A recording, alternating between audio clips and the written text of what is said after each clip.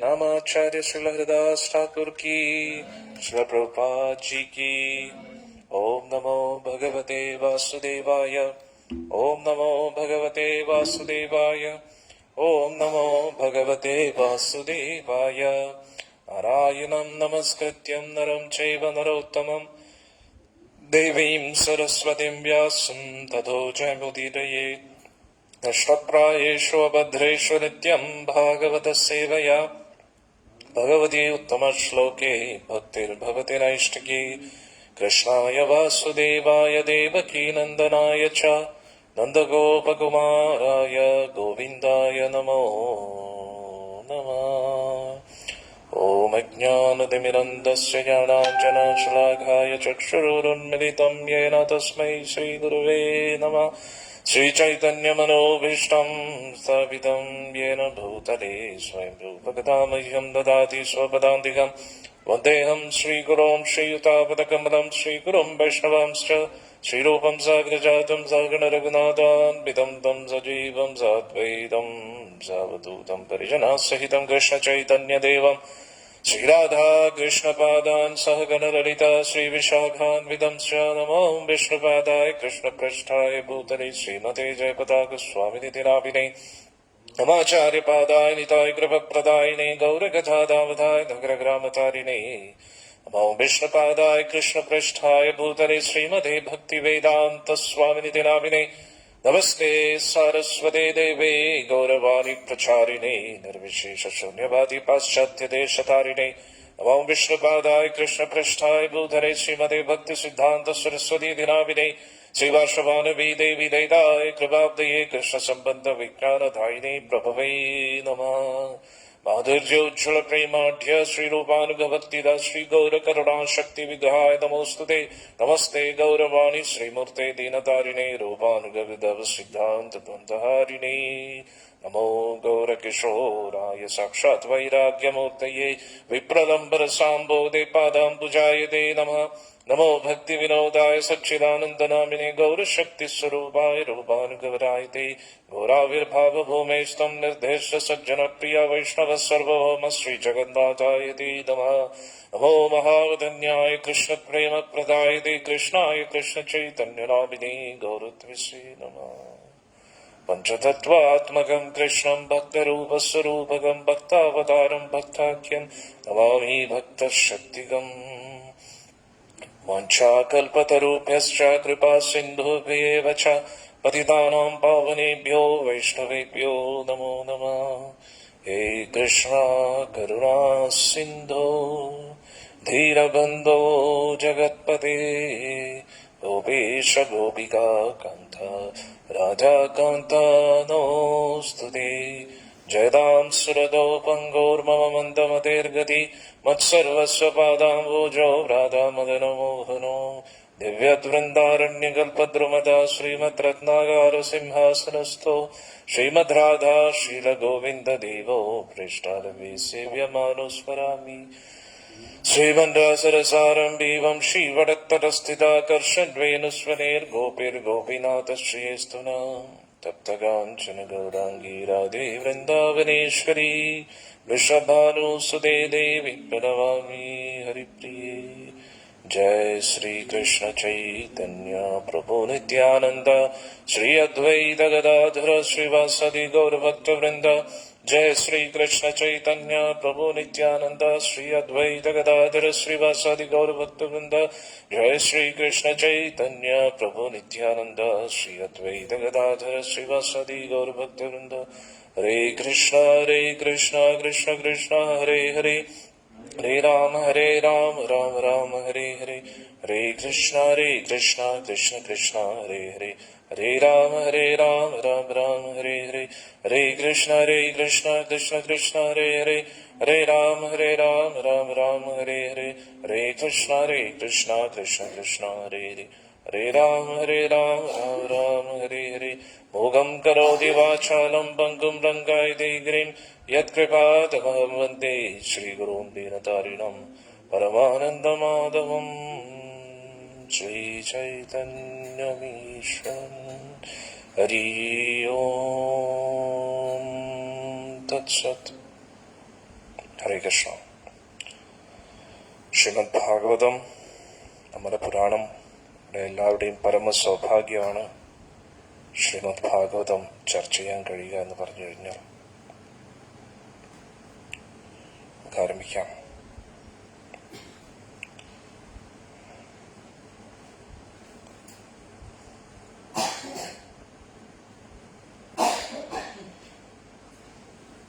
ഓം നമോ ഭഗവതേ വാസുദേവായ.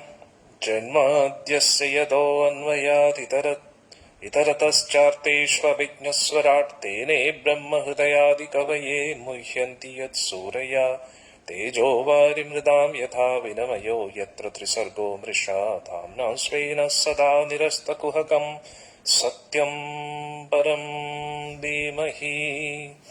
ധർമ്മപ്രോജിതകൈതവോ അത്ര പരമനിർമത്സരാണാം സദാ വേദ്യം വാസ്തവം അത്ര വസ്തു ശിവതം താവത്രയോന്മൂലനം.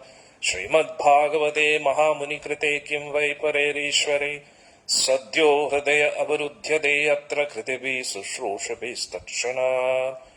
നിഗമകൽപതരോർഗളിതം വനം സുഖമുഖാദമൃതദ്രവ സംയുതം പിബത ഭാഗവതം രസമാലയം മുഹുരഹോ രസിക ഭവിഭാവുക. ഹരേ കൃഷ്ണ.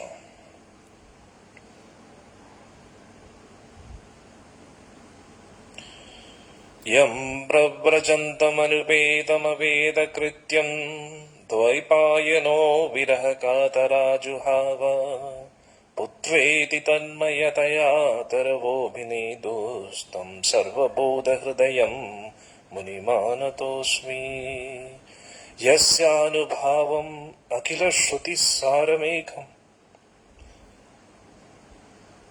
ആധ്യാത്മദീപം അതിതിതീക്ഷതാം തമോന്ധം സംസാരിണാം കരുണയാ പുരാണഗുഹ്യം തം വ്യാസസൂനുമുപയാമി ഗുരും മുനീനാം. സവേ പുംസാം പരോ ധർമ്മോ യദോ ഭക്തിരദോക്ഷജൈ അഹ്വൈതുകീയ പ്രതിഹതാ യയാത്മാ സുപ്രസീദതി. വാസുദേവേ ഭഗവതി ഭക്തിയോഗ പ്രയോജിത ജനതി യസ്സു വൈരാഗ്യം ജ്ഞാനം ച യത് അഹേതുകം.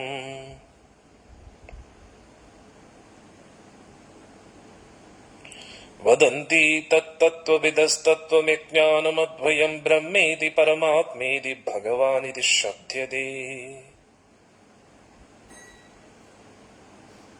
തസ്മാദേകേന മനസാ ഭഗവാൻ സാത്വതാം പദി ശ്രോതവ്യാ കീർത്തിതവ്യശ്ച ധേയ പൂജ്യശ്ച നിത്യദാ.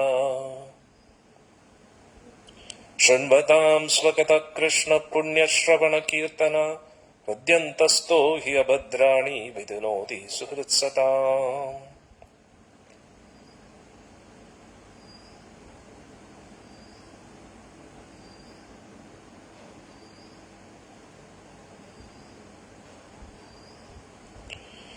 എല്ലാരും ഏറ്റുപറയാം.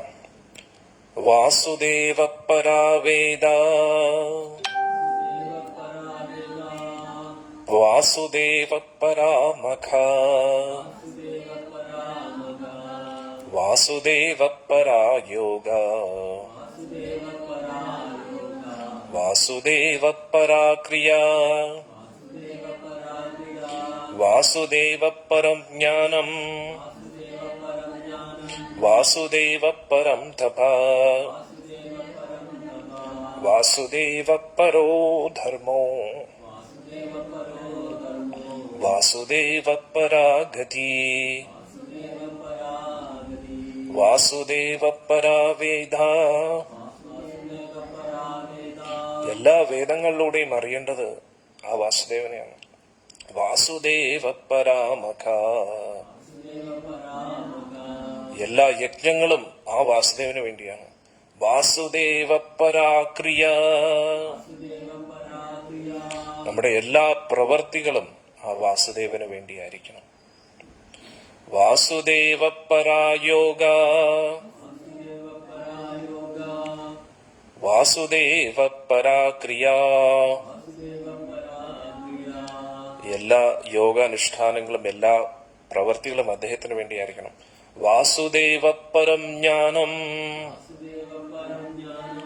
അറിവിലൂടെ നമ്മൾ അറിയേണ്ടത് ആ വാസുദേവനെയാണ്. വാസുദേവ പരം തപ. എല്ലാ തപശ്ചര്യകളും ആ വാസുദേവന് വേണ്ടിയായിരിക്കണം. വാസുദേവ പരോ ധർമ്മോ. നമ്മൾ ധർമ്മം അനുഷ്ഠിക്കുന്നത് ആ വാസുദേവനെ തൃപ്തിപ്പെടുത്താൻ വേണ്ടിയായിരിക്കണം. വാസുദേവ പരാഗതി. ഇതെല്ലാം ചെയ്ത് ഒടുവിൽ എത്തേണ്ടത് ആ വാസുദേവന്റെ അടുത്തായിരിക്കണം. വാസുദേവ പരാവേദ. കൊടുത്തോളൂ നിവേദ്യം.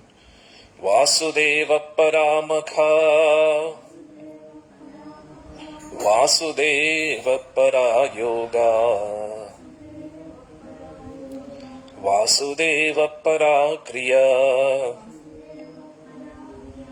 വാസുദേവ പരം ജ്ഞാനം. വാസുദേവ പരം തപ. വാസുദേവ പരോ ധർമ്മോ. വാസുദേവ പരാഗതി. ശ്രീമദ് ഭാഗവതം 3-ാമത്തെ സ്കന്ധത്തിലേക്ക് നമുക്ക് പ്രവേശിക്കാം. വിതുരർ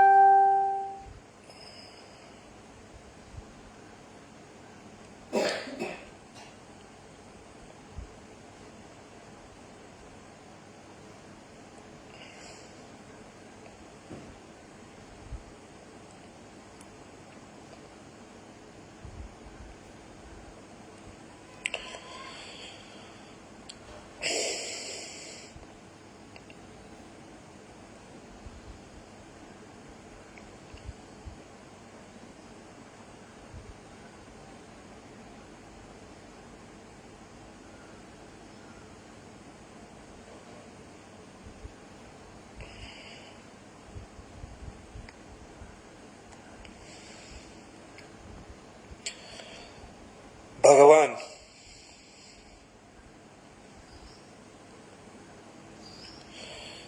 ശാന്തിദൂതനായിട്ട് ഹസ്തിനപുരിയിലെത്തിയപ്പോൾ ദുര്യോധൻ ഭഗവാനെ ബന്ദിയാക്കാൻ നോക്കി. അതിൽ വിതുരർക്ക് ഒരുപാട് വിഷമമായി. ഭഗവാൻ അവിടുന്ന് പോയതിനു ശേഷം വിതുരർ ഒരുപാട് സംസാരിച്ചു. ഈ ദുര്യോധൻ കാരണമാണ് ഇത്രയും പ്രശ്നങ്ങൾ ഉണ്ടാവുന്നത്. ഈ ദുര്യോധൻ കാരണം നമ്മുടെ കുലം തന്നെ നശിക്കാൻ പോവുകയാണ് എന്നൊക്കെ പറഞ്ഞു. അതുകൊണ്ട് എത്രയും പെട്ടെന്ന് ധൃതരാഷ്ട്രയെ ഈ ദുര്യോധനെ ഇവിടുന്ന് ഉപേക്ഷിക്കണമെന്ന് പറഞ്ഞു. പക്ഷേ നേത്രഹീനനാണെങ്കിലും മനസ്സുകൊണ്ടും നേത്രഹീനനായിപ്പോയി. ഉള്ളിന്റെ ഉള്ളിൽ നിന്നും നേത്രഹീനനായതുകൊണ്ട്, പുത്രസ്നേഹത്താലും അന്ധനായതുകൊണ്ട് ധൃതരാഷ്ട്രക്ക് ഇതൊന്നും മനസ്സിലായില്ല. മനസ്സിലാക്കാൻ താല്പര്യം കാണിച്ചില്ല. മനസ്സിലാക്കിയാലും അതിനനുസരിച്ച് തീരുമാനമെടുക്കാനും താല്പര്യമില്ല. ധൃതരാഷ്ട്രം ഒന്നും മിണ്ടിയില്ല. പക്ഷെ ദുര്യോധൻ ശരിക്കും അപമാനിച്ചു വിതുരരെ. ഒരു ദാസീപുത്രൻ ഇങ്ങനെ പറയാൻ എന്ത് അർഹതയാണ് എന്ന് സംസാരിച്ചു. പൊതുവെ ദുര്യോധനെ പല വ്യക്തികളും സ്തുതിക്കാറുണ്ട്. കർണനെ അപമാനിച്ചപ്പോ കർണൻ ഒരു സൂതപുത്രനല്ലേ, സൂതപുത്രന് അർജുനുമായിട്ട് യുദ്ധം ചെയ്യാൻ അവകാശമില്ല എന്ന് പറഞ്ഞപ്പോൾ കാരുണ്യപൂർവം ദുര്യോധനൻ അംഗരാജ്യം കൊടുത്തു എന്നൊക്കെ ചില ആൾക്കാർ പറയാറുണ്ട്. പക്ഷെ ഇവിടെ നമ്മൾ നോക്കൂ, സ്വന്തം ചിറ്റപ്പനായ വിതുരരെ അപമാനിക്കുകയാണ്. നീ ഒരു ദാസീപുത്രനല്ലേ എന്ന് പറഞ്ഞു. അതുകൂടാതെ ദ്രൗപദി ദേവിയെ നഗ്നയാക്കാൻ കർണൻ തന്നെയാണ്, ആ നീചനായ കർണൻ തന്നെയാണ് അവിടെ പറയുന്നത്. അതിന് സമ്മതം മൂളുകയാണ് ദുര്യോധനൻ. ഒരു ദാസിക്ക് എന്ത് മാനം എന്ത് അപമാനം എന്നാണ്. അതിന്റെ അർത്ഥം ദാസികളെ എങ്ങനെയായിരുന്നു അവർ കരുതിയിരുന്നത്, സേവനം ചെയ്തുകൊണ്ടിരിക്കുന്ന ദാസിമാരെ ഏത് അർത്ഥത്തിലായിരുന്നു ദുര്യോധനൻ കണ്ടിരുന്നത് എന്ന് നമുക്ക് അവിടെ മനസ്സിലാക്കാൻ കഴിയും. അത്രയ്ക്ക് സംസ്കാരഹീനനായിരുന്നു ദുര്യോധനൻ. പിന്നെ എങ്ങനെയാണ് കർണനോട് കാരുണ്യം കാണിച്ചത് നമുക്ക് പറയാൻ കഴിയില്ല. അതാണ് നമ്മൾ മനസ്സിലാക്കേണ്ടത്. എന്നാൽ അവിടെ വിതുരരെ അധിക്ഷേപിച്ച് പറഞ്ഞയച്ചു. നിന്റെ പ്രാണനും കൊണ്ട് ഇവിടുന്ന് പൊയ്ക്കോളാൻ പറഞ്ഞു.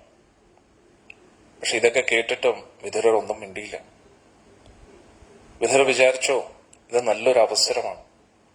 ഇങ്ങനെയുള്ള ദുഷ്ടന്മാരുടെ ഇടയിൽ ജീവിക്കുന്നതിനെക്കാട്ടി എത്രയോ മനോഹരമാണ് തീർത്ഥസ്ഥലങ്ങൾ സന്ദർശിക്കുകയും അവിടെ ഭഗവാനെ കുറിച്ച് ഗുരുമുഖത്തിൽ നിന്നും സാധുജനങ്ങളിൽ നിന്നും കേൾക്കാൻ കഴിയുക എന്ന് പറഞ്ഞാൽ അത് പരമസൗഭാഗ്യമാണ്. ഇന്നത്തെ കാലത്ത് അത് വളരെ ദുർലഭമാണ്. പൊതുവെ ജനങ്ങൾക്ക് അതിൽ താല്പര്യമില്ല. ഇനി താല്പര്യം ഉണ്ടെങ്കിലും ആധികാരികമായിട്ടുള്ള ഗുരുശിഷ്യ പരമ്പരയിലൂടെ കേൾക്കാൻ ലഭിക്കുന്ന അവസരം വളരെ ദുർലഭമാണ്. പക്ഷെ ഗുരുവായൂരപ്പന്റെ കാരണത്താൽ നമുക്കിത് ഓൺലൈൻ സത്സംഗത്തിലൂടെ തുടങ്ങാൻ കഴിഞ്ഞു. എല്ലാവർക്കും കേൾക്കാനുള്ള, എവിടേക്ക് ഇരിക്കുന്നു അവിടെ ഇരുന്നു കൊണ്ട് കേൾക്കാനുള്ള ഒരു സൗഭാഗ്യം നമുക്ക് എല്ലാവർക്കും ലഭിക്കാൻ, പറയാനുള്ള അവസരം അടിയനും ലഭിച്ചു. കേൾക്കാനുള്ള അവസരം നിങ്ങൾ ഗുരുവായൂരപ്പന്റെ നല്ല ഭക്തരായ നിങ്ങൾക്കും നല്ലൊരു അവസരം ലഭിക്കാം. എല്ലാവരും അതുകൊണ്ട് ശ്രദ്ധയോടുകൂടി കേൾക്കുക. വിതുരർ എല്ലാം ഉപേക്ഷിച്ച് തീർത്ഥസ്ഥലങ്ങൾ സന്ദർശിച്ചു.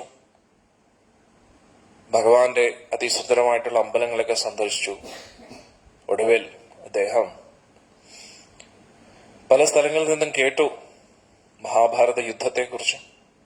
ഇന്ന് ഉച്ച മുതൽ നമ്മൾ മഹാഭാരതം ചർച്ച ആരംഭിക്കുകയാണ് 2 മണിക്ക്. ഇതെല്ലാം കേട്ടപ്പോ വിതുരർക്ക് വിഷമമുണ്ടായി, പക്ഷെ സന്തോഷമുണ്ടായി. പാണ്ഡവർക്ക് അർഹതപ്പെട്ട രാജ്യം അവർക്ക് കിട്ടിയല്ലോ, ധർമ്മം സ്ഥാപിക്കപ്പെട്ടല്ലോ എന്ന്. പിന്നെ അദ്ദേഹം യാത്ര തുടർന്നു. അങ്ങനെയാണ് വൃന്ദാവനത്തിലെത്തുന്നത്. യമുനാ തീരത്ത് ഉദ്ധവരെ കാണുകയാണ്. ഉദ്ധവരെ കണ്ടപ്പോൾ വിതുരരുടെ സന്തോഷത്തിന് ഒരു അന്ത്യമില്ലായിരുന്നു. ഒരു സീമയില്ലാത്ത ആനന്ദം, സാന്ദ്രാനന്ദം തന്നെയായിരുന്നു. കാരണം ഭാഗവതോത്തമനെ അല്ലേ കണ്ടിരിക്കുന്നത്. സദാസമയം ഗുരുവായൂരപ്പന്റെ കൂട്ടത്തിൽ എപ്പോഴും ഇരിക്കുന്ന ആ മഹാവൈഷ്ണവനെയാണ് കണ്ടിരിക്കുന്നത്. ഇനി വിതുരരോ, ധർമ്മരാജൻ, ഭഗവാന്റെ പരിശുദ്ധ ഭക്തൻ. 2 പരിശുദ്ധ ഭക്തർ തമ്മിൽ കാണുമ്പോൾ ആ ഒരു ആനന്ദം, അതിനൊരു സീമയില്ലെന്നുള്ളതാണ്. 2 പേരുടെ ഉള്ളിലും ഭൗതിക ആഗ്രഹങ്ങളൊന്നുമില്ല. ഭഗവാന്റെ സേവനം ചെയ്യണം എന്നുള്ള ഒറ്റ ആഗ്രഹം മാത്രമേ ഉള്ളൂ. അതാണ് യഥാർത്ഥ ആനന്ദം. 2 പേരും ആലിംഗനം ചെയ്തു. ധാരധാരയായിട്ട് 2 പേരുടെയും കണ്ണിൽ നിന്നും കണ്ണീര് വന്നു. 2 പേരും കണ്ണീരിൽ കുളിച്ചു എന്ന് തന്നെ പറയാം. എന്നിട്ട്, കാരണം ഭക്തരെ കാണുന്നത് ഭഗവാനെ കാണുന്നതിന് തുല്യമാണെന്നാണ് പറയുന്നത്. കാരണം എന്താ, അവരുടെ ഹൃദയത്തിൽ ഭഗവാൻ മാത്രമേ ഉള്ളൂ. ഭഗവാനെ നേരിട്ട് നമുക്ക് കാണാൻ കഴിയത്തില്ല എങ്കിലും സദാസമയം ഭഗവത് സ്മരണയിൽ ഇരിക്കുന്ന ഒരു ഭക്തനെ കാണുന്നത് ഭഗവാനെ കാണുന്നതിന് തുല്യമാണ്. ആ വ്യക്തി ഭഗവാനാണ് എന്നല്ല, ആ വ്യക്തിയുടെ ഹൃദയത്തിൽ ഭഗവാൻ ഇരിക്കുന്നുണ്ട്. മന്മനാ ഭവ മദ്ഭക്തോ മധ്യാജി മാം നമസ്കുരു. അന്നേരം എപ്പോഴും മനസ്സിൽ ഭഗവത് സ്മരണയിൽ ഇരിക്കുന്ന ഭക്തരുടെ കൂട്ടത്തിൽ ഭഗവാൻ സദാസമയം ഉണ്ടെന്നുള്ളതാണ്. പിന്നെ സത്യം പറഞ്ഞ തീർത്ഥസ്ഥലങ്ങളിലൊന്നും പോകേണ്ട ആവശ്യമില്ല. ആ വ്യക്തിയുടെ ഹൃദയത്തിൽ തന്നെ ഭഗവാൻ ഇരിക്കുകയാണ്. അങ്ങനെയുള്ള പരിശുദ്ധ ഭക്തരെ കാണുക എന്ന് പറഞ്ഞാൽ അത് മഹാസൗഭാഗ്യമാണ്. പിന്നെ തീർത്ഥസ്ഥലങ്ങൾ അന്വേഷിച്ചൊന്നും പോകേണ്ട ആവശ്യമില്ല. അങ്ങനെ വിതുരർക്ക് വലിയ സന്തോഷമായി, ഉദ്ധവർക്കും വലിയ സന്തോഷം. കാരണം ഭഗവാന്റെ വിരഹത്തിൽ ഇരിക്കുകയായിരുന്നു. എങ്ങനെയോ ആ വിരഹത്തെ മറക്കാൻ വേണ്ടി ശ്രമിച്ചുകൊണ്ടിരിക്കുകയാണ്. അപ്പോഴാണ് വിതുരർ ചോദിച്ചത്, ഭഗവാന് സുഖമല്ലേ? ഭഗവാന്റെ ചേട്ടൻ ബലരാമന് സുഖമല്ലേ? യദുക്കൾ എല്ലാവരും സുഖമായിട്ടിരിക്കുന്നു എന്നൊക്കെ വിശദമായിട്ട് ചോദിച്ചു. ഇത് കേട്ടതും സ്തംഭിച്ചു പോയി ഉദ്ധവർ. വായിൽ നിന്ന് ഒരു ശബ്ദം പോലും പുറത്തു വരുന്നില്ലെന്നുള്ള, അനങ്ങാതെ സംസാരിക്കാൻ കഴിയാതെ, ഒരു ചലിക്കാൻ പോലും പറ്റാതെ, ശ്വാസം പോലും എടുക്കാൻ മറന്നുപോയി ഇങ്ങനെ സ്തംഭിച്ചു വരുന്നല്ലോ. എന്തുകൊണ്ട്? ഭഗവാനെ കുറിച്ചുള്ള ചിന്തകൾ ഒറ്റ നിമിഷം കൊണ്ട് വലിയൊരു കൊടുങ്കാറ്റ് പോലെ, വലിയൊരു സുനാമി പോലെ ഹൃദയത്തിൽ ഇങ്ങനെ വന്നു എന്നുള്ളതാണ്. ഒരു ഫ്ലാഷ് ബാക്ക്. ഭഗവാന്റെ കൂട്ടത്തിൽ ഇരുന്നതും, ഭഗവാന്റെ കൂട്ടത്തിൽ കളിച്ചതും, ചിരിച്ചതും, തമാശകൾ പറഞ്ഞതും, ഭഗവാനെ കെട്ടിപ്പിടിച്ചതും, ഭഗവാന്റെ വസ്ത്രം ഇട്ടതും, ഭഗവാന് വസ്ത്രം അണിയിച്ചു കൊടുത്തതും, ഭഗവാനുമായിട്ടുള്ള സന്തോഷ നിമിഷങ്ങൾ, ഭഗവാന്റെ ഭക്ഷണം കഴിച്ച ഓർമ്മകളൊക്കെ വലിയൊരു സുനാമി പോലെ ഹൃദയത്തിൽ ഇങ്ങനെ ഒഴുകിയങ്ങ് എത്തിയെന്നുള്ളതാണ്. അതില് ഉദ്ധവർ ഭഗവാന്റെ വിരഹത്തിൽ കൂടുതൽ ദുഃഖത്തിലാണ്ടു. പക്ഷെ അതേ സമയത്ത് ഒറ്റ നിമിഷം കൊണ്ട് ഭഗവാന്റെ ഇത്രയും സ്മരണ വന്നതുകൊണ്ട് ഒരു ആനന്ദവും അനുഭവിക്കുന്നു. അതുകൊണ്ട് തൊണ്ടയെല്ലാം ഒന്നും സംസാരിക്കാൻ പോലും കഴിയാതെ സ്തംഭിച്ചിരിക്കുകയാണ് ഉദ്ധവർ. ഒരുപാട് ബുദ്ധിമുട്ടിയിട്ടാണ് ഉദ്ധവർക്ക് സ്ഥലകാല ബോധം കിട്ടിയത്. കാരണം എന്താ? അത്രത്തോളം ഭഗവാനെ സ്നേഹിക്കുന്നു ഹൃദയങ്ങൾ. ആ കൃഷ്ണപ്രേമത്തിന്റെ സമുദ്രത്തിൽ എപ്പോഴും മുങ്ങിക്കിടക്കുകയാണ് ഉദ്ധവർ.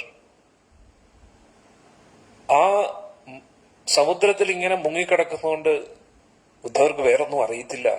ഒരേ സമയത്ത് വിരഹവേദനയുമുണ്ട്, ആനന്ദമുണ്ട്. ആ വിരഹത്തിലും ഒരു ആനന്ദം ഉണ്ടെന്നുള്ള.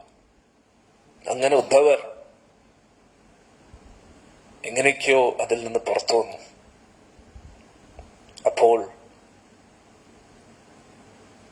വളരെ വിശദമായിട്ട് അദ്ദേഹം പറഞ്ഞു,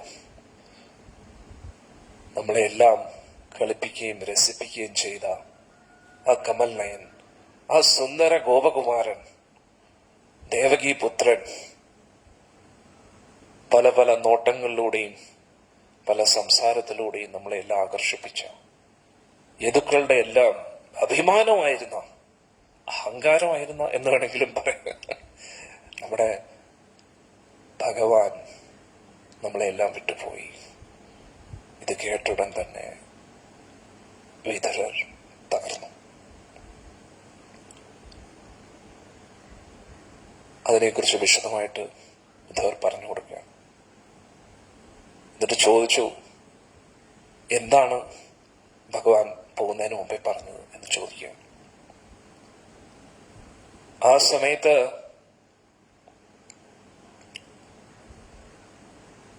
ഉദ്ധവർ പറയുകയാണ്,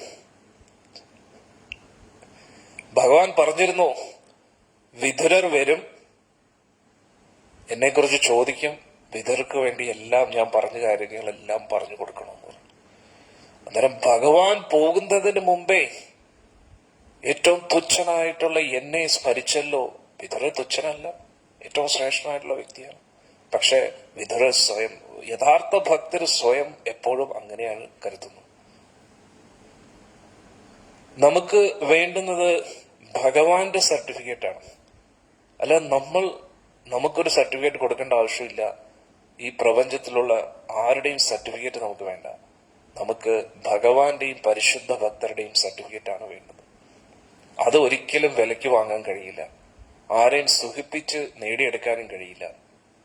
അത് ആത്മാർത്ഥ ഭക്തി ഉള്ളിലുണ്ടോ, ആ സർട്ടിഫിക്കറ്റ് ഭഗവാൻ നൽകിയിരിക്കുന്നതാണ്.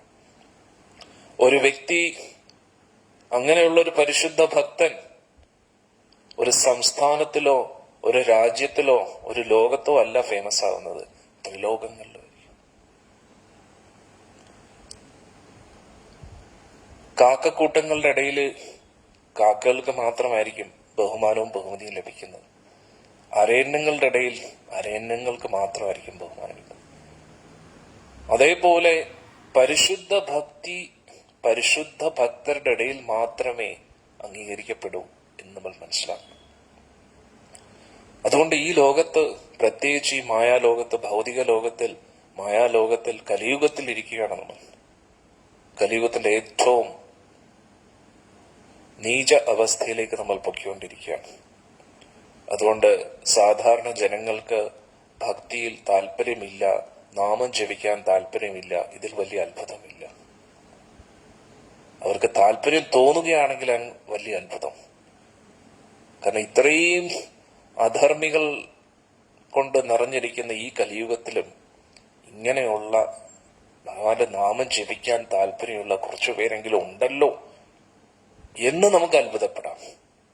അത് ചിലപ്പം വളരെ കുറഞ്ഞ വ്യക്തികളായിരിക്കും. 10 ലക്ഷം പേരിൽ ഒരാളായിരിക്കും ഭഗവാന്റെ നാമം ജപിക്കുന്ന വ്യക്തികൾ. അത്രയ്ക്ക് ദുർലഭമായിരിക്കും. 10 ലക്ഷം പേര്, 1 in a million. 10 ലക്ഷത്തിൽ ഒരാൾക്കായിരിക്കും ചിലപ്പോ ഭഗവാന്റെ നാമം ജപിക്കാൻ തോന്നുന്നു. നിങ്ങളൊന്ന് ആലോചിച്ചു, എത്രയ്ക്ക് ദുർലഭമാണ്. അതായത് 99,999,000 ആൾക്കാർക്കും ജപിക്കാൻ താല്പര്യം കാണത്തില്ല. ക്ഷമിക്കണം, ഞാൻ എത്രയോ പറഞ്ഞു, 9,99,900 എത്രയോ 9,99,999. 10 ലക്ഷത്തിൽ ഒരാൾക്ക് മാത്രമേ ജപിക്കാൻ കഴിയൂ. ബാക്കി 9,99,999 ആൾക്കാർക്ക് ജപിക്കാൻ താല്പര്യം കാണത്തില്ല. അതുകൊണ്ട് നമ്മൾ ഒരാളോട് പറയുമ്പോൾ അവർക്ക് ജപിക്കാൻ തോന്നണമെങ്കിൽ അവർ 10 ലക്ഷത്തിൽ ഒരാളായിരിക്കണം. അവരുടെ കയ്യിൽ ചിലപ്പോ കാശ് കാണത്തില്ല, പേര് പ്രശസ്തി ഒന്നും കാണത്തില്ല. പക്ഷെ അവർ ധനികരാണ്. കാരണം എന്താ? അവരുടെ കയ്യിൽ കൃഷ്ണന്റെ നാമമുണ്ട്. പക്ഷെ ഈ 9,99,999 പേരുടെ കയ്യിലും കാശ് കാണും. അവര് ചിലപ്പോൾ വളരെ ഫേമസ് ആയിട്ടുള്ള സിനിമാ നടന്മാരും നടിമാരുമായിരിക്കും, അല്ലെങ്കിൽ ഏറ്റവും വലിയ സമ്പന്നരായിട്ടുള്ള കുടുംബത്തിൽ ജനിച്ചവരായിരിക്കാം. പക്ഷേ അവർക്ക് ഭഗവാന്റെ നാമം ജപിക്കാൻ കഴിയുന്നില്ല എങ്കിൽ എത്ര വലിയ പദവിയിലിരിക്കുന്ന വ്യക്തിയാണെങ്കിലും, എത്ര ഉന്നതരായിട്ടുള്ള വ്യക്തികളാണെങ്കിലും, എത്ര ഇൻഫ്ലുവൻഷ്യൽ വ്യക്തിയാണെങ്കിലും ഇതെല്ലാം ഒരു പ്രയോജനമില്ല എന്നാണ് നമ്മൾ മനസ്സിലാക്കുന്നത്. അവരിതൊക്കെ ഉണ്ടായാലും ഏറ്റവും വലിയ ദരിദ്രരാണ് എന്നാണ് നമ്മൾ മനസ്സിലാക്കുന്നത്. ഗോലോകേര പ്രേമധന ഹരിനാമ സങ്കീർത്തനം. ഏറ്റവും വലിയ ധനം, ഗോലോകത്തിൽ നിന്ന് വന്ന ആ പരമോന്നത ധനമാണ് ഭഗവാന്റെ ഹരിനാമം. ഹരേ കൃഷ്ണ ഹരേ കൃഷ്ണ കൃഷ്ണ കൃഷ്ണ ഹരേ ഹരേ, ഹരേ രാമ രാമ രാമ ഹരേ ഹരേ. ഇതാണ് ധനം. ആർക്കാണോ ഇത് ഉച്ചരിക്കാൻ കഴിയുന്നത് നാവിന്റെ തുമ്പത്ത്, അവരാണ് മഹാസൗഭാഗ്യശാലി. ആർക്കാണോ ഇത് കേൾക്കാൻ കഴിയുന്നത്, അവർ മഹാസൗഭാഗ്യശാലികൾ. കളിയാക്കിയിട്ടെങ്കിലും ഒരു പ്രാവശ്യമെങ്കിലും ഇത് നാവിന്റെ തുമ്പിൽ വരികയാണെങ്കിൽ ഹരേ കൃഷ്ണ കൃഷ്ണ കൃഷ്ണ ഹരേ ഹരേ, ഹരേ രാം രാം രാം ഹരേ ഹരേ, അവരെല്ലാം പുണ്യം ചെയ്തവരാണ്. അല്ലാത്തവർക്ക് ജപിക്കാൻ കഴിയില്ല. അങ്ങനെ വിതുരർ കേട്ടു, ഭഗവാൻ പോകുന്നതിന് മുമ്പായിട്ട്, പോകുന്നു എന്നതിന്റെ അർത്ഥം മരിച്ചു എന്നാണോ? അല്ല, അപ്രത്യക്ഷനായി. ഭഗവാന് ജനനമില്ല, മരണമില്ല. ജന്മകർമ്മച്ചമേ ദിവ്യം എന്ന് ഭഗവാൻ പറയുന്നുണ്ട് ഭഗവത്ഗീതയിൽ. ഭഗവാൻ ഫേമസ് ആയിട്ടുള്ള ശ്ലോകം യഥാ യഥാ ഹി ധർമ്മസ്യ ഗ്ലാനിർഭവതി ഭാരത അഭ്യുത്ഥാനമധർമ്മസ്യ, അത് പറഞ്ഞതിന് ശേഷം പരിത്രാണായ സാധുവിന് അതെല്ലാം പറഞ്ഞതിന് ശേഷം ഭഗവാൻ പറയുന്നതാണ് ജന്മകർമ്മച്ചമേ ദിവ്യം.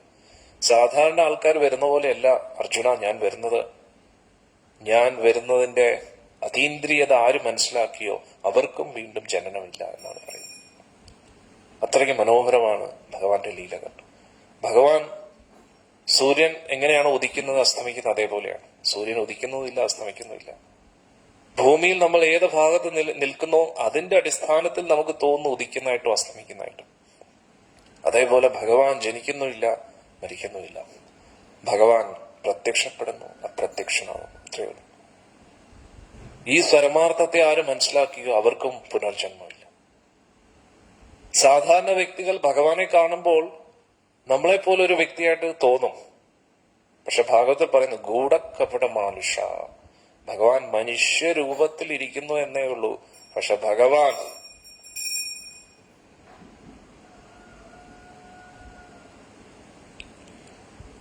അന്നേരം നമ്മൾ മനസ്സിലാക്കേണ്ടത്, ഒരു മിനിറ്റ്, ഒരു കാക്ക വന്നിട്ടുണ്ട്, ആ കാക്കയെ ഓട്ടിക്കട്ടെ കേട്ടോ. ഓടിച്ചു. അന്നേരം നമ്മൾ മനസ്സിലാക്കേണ്ടത്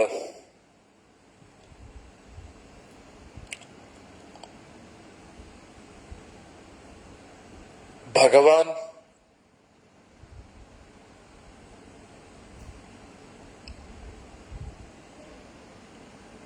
ജനന മരണ പ്രക്രിയക്ക് അപ്പുറത്താണ്.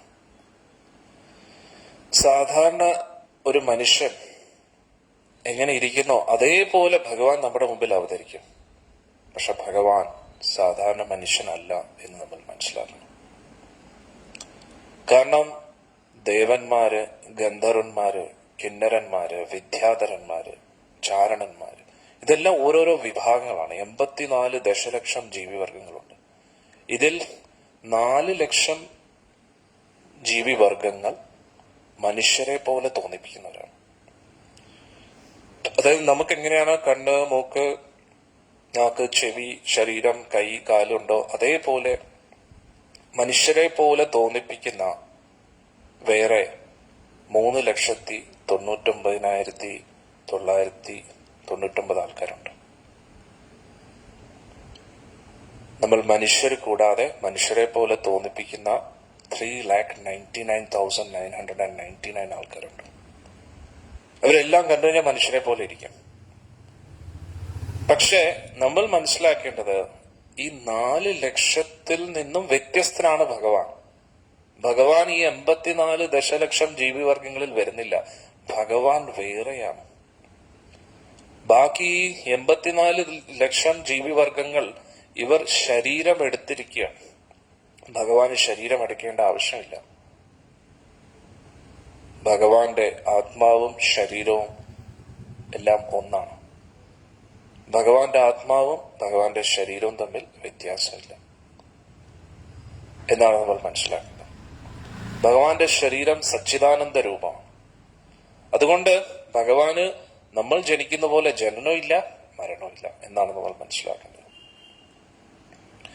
അങ്ങനെ വിതുരർ ഭഗവാൻ ഇവിടുന്ന് അപ്രത്യക്ഷമാകുന്നതിന് മുമ്പേ വിതുരരെ കുറിച്ച് ചോദിച്ചു എന്ന് കേട്ടപ്പോ വിതുരർക്ക് വലിയ സന്തോഷമായി. സന്തോഷം എന്ന് പറഞ്ഞാൽ ആൾക്ക് ഒട്ടും വിശ്വസിക്കാൻ പറ്റിയില്ല. കേട്ടിട്ട് ആളുടെ കണ്ണീന്ന് ധാരധാരയായിട്ട് കണ്ണീര് വരികയാണ്. അദ്ദേഹം വിചാരിച്ചു, എന്നെ കുറിച്ച് ഭഗവാൻ ഓർത്തല്ലോ. എന്നിട്ട് അദ്ദേഹം ചോദിച്ചു, ഉദ്ധവ, എന്തൊക്കെയാണ് ഭഗവാൻ പറഞ്ഞത്? അടിയനും ആ അതീന്ദ്രിയ ജ്ഞാനം പറഞ്ഞു നൽകണമെന്ന്. അന്നേരം ഉദ്ധവർ പറഞ്ഞു, വിതുരരെ, അങ്ങ് എന്നെക്കാട്ടി മുതിർന്ന ഭക്തനാണ്. എനിക്ക് അങ്ങേ ഉപദേശിക്കാനുള്ള യോഗ്യതയില്ല. പക്ഷെ ഉദ്ധവർ ആരാണ്? ഉദ്ധവർ ഏറ്റവും ഉത്തമ ഭക്തനാണ്. പക്ഷെ എന്നിട്ടും അദ്ദേഹത്തിന്റെ അയൽമിത്വം. അതുകൊണ്ട് അടുത്ത് തന്നെ മൈത്രേയ ഋഷിയുണ്ട്. മൈത്രേയ ഋഷിയും ഞാൻ പറഞ്ഞ് ഭഗവാനിൽ നിന്ന് ഇതെല്ലാം കേട്ടപ്പോൾ എന്റെ അടുത്ത് തന്നെ ഉണ്ടായിരുന്നു. മൈത്രേയ ഋഷി അങ്ങേക്ക് പറഞ്ഞു നൽകുന്നു. അങ്ങനെ വിതുര മൈത്രേയ ഋഷിയുടെ അടുത്ത് പോയി പല കാര്യങ്ങളും ചോദിക്കുകയാണ്. അത് നമ്മൾ വിശദമായിട്ട് പഠിച്ചു. എന്തൊക്കെയാ പഠിച്ചത്? ബ്രഹ്മദേവൻ സ്തുതിക്കുന്നതും സൃഷ്ടികർമ്മങ്ങളുടെ അതൊക്കെ നമ്മൾ പഠിച്ചു.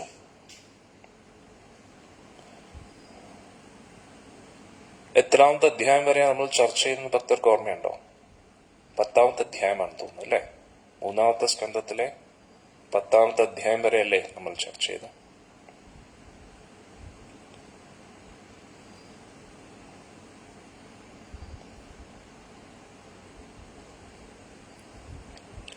അത് 9ാമത്തെ അധ്യായമാണ്.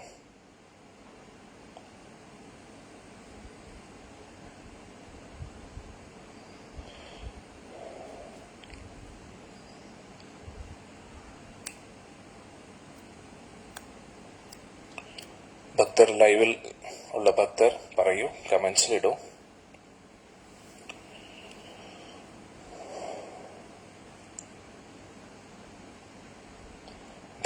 ബ്രഹ്മദേവൻ ഭഗവാന്റെ നാഭിയിൽ നിന്ന് വരുന്നതായിട്ട് നമ്മൾ പഠിച്ചു. പിന്നെ സൃഷ്ടികർമ്മങ്ങൾ ചെയ്യാനുള്ള ഒരു അനുഗ്രഹത്തിനായിട്ട് ബ്രഹ്മദേവൻ യാചിക്കുകയാണ്. അതാണ് 9ാമത്തെ അധ്യായത്തിൽ നമ്മൾ പഠിച്ചത്.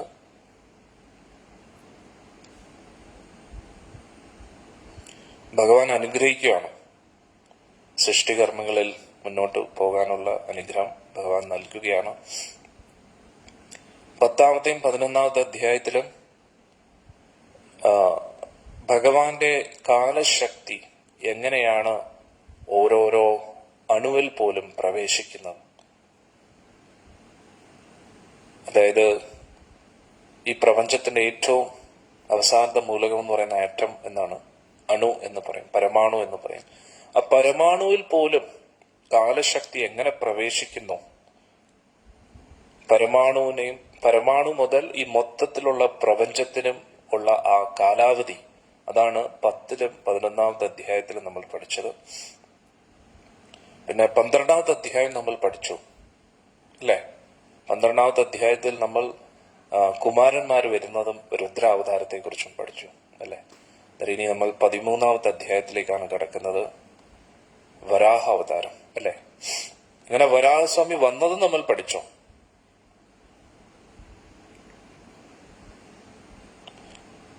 വരാഹസ്വാമി വന്ന് ഉദ്ധരിക്കുന്നതായിട്ടും നമ്മൾ പഠിച്ചു അല്ലെ. വളരെ ചുരുക്കത്തിലായിരുന്നു വരാഹ അവതാരത്തെ കുറിച്ച് 13ാമത്തെ അധ്യായത്തിൽ പറഞ്ഞത്. എല്ലാവരും സ്തുതിക്കുന്നതായിട്ട് നമ്മൾ പഠിച്ചു. അപ്പോഴാണ് വിശദമായിട്ട് വരാഹ അവതാരത്തെ കുറിച്ച് പറയാൻ ചോദിക്കുന്നത്. അപ്പോഴാണ് 14ാമത്തെ അധ്യായം എത്തുന്നത് അല്ലെ. 13ാമത്തെ അധ്യായം വരെ നമ്മൾ കഴിഞ്ഞു. ഇനി 14ാമത്തെ അധ്യായമാണ് നമ്മൾ ആരംഭിക്കുന്നത്. കാരണം വളരെ ചുരുക്കത്തിൽ വരാഹ അവതാരത്തെ കുറിച്ച് കേട്ടപ്പോൾ വിതുരർ അഭ്യർത്ഥിക്കുകയാണ്, വിശദീകരിച്ച് വരാഹ അവതാരത്തെ കുറിച്ച് പറയാമോ. വരാഹസ്വാമിക്ക് ജയ്. നേരം ഇനി നമുക്ക് 14ാമത്തെ അധ്യായം, 3ാമത്തെ സ്കന്ധം 14ാമത്തെ അധ്യായത്തിലേക്ക് കടക്കാം. ഈ ഒരു അധ്യായത്തിൽ 51 ശ്ലോകങ്ങളാണുള്ളത്. നമുക്ക് ഓരോന്നോരോന്നായിട്ട് എടുക്കാം.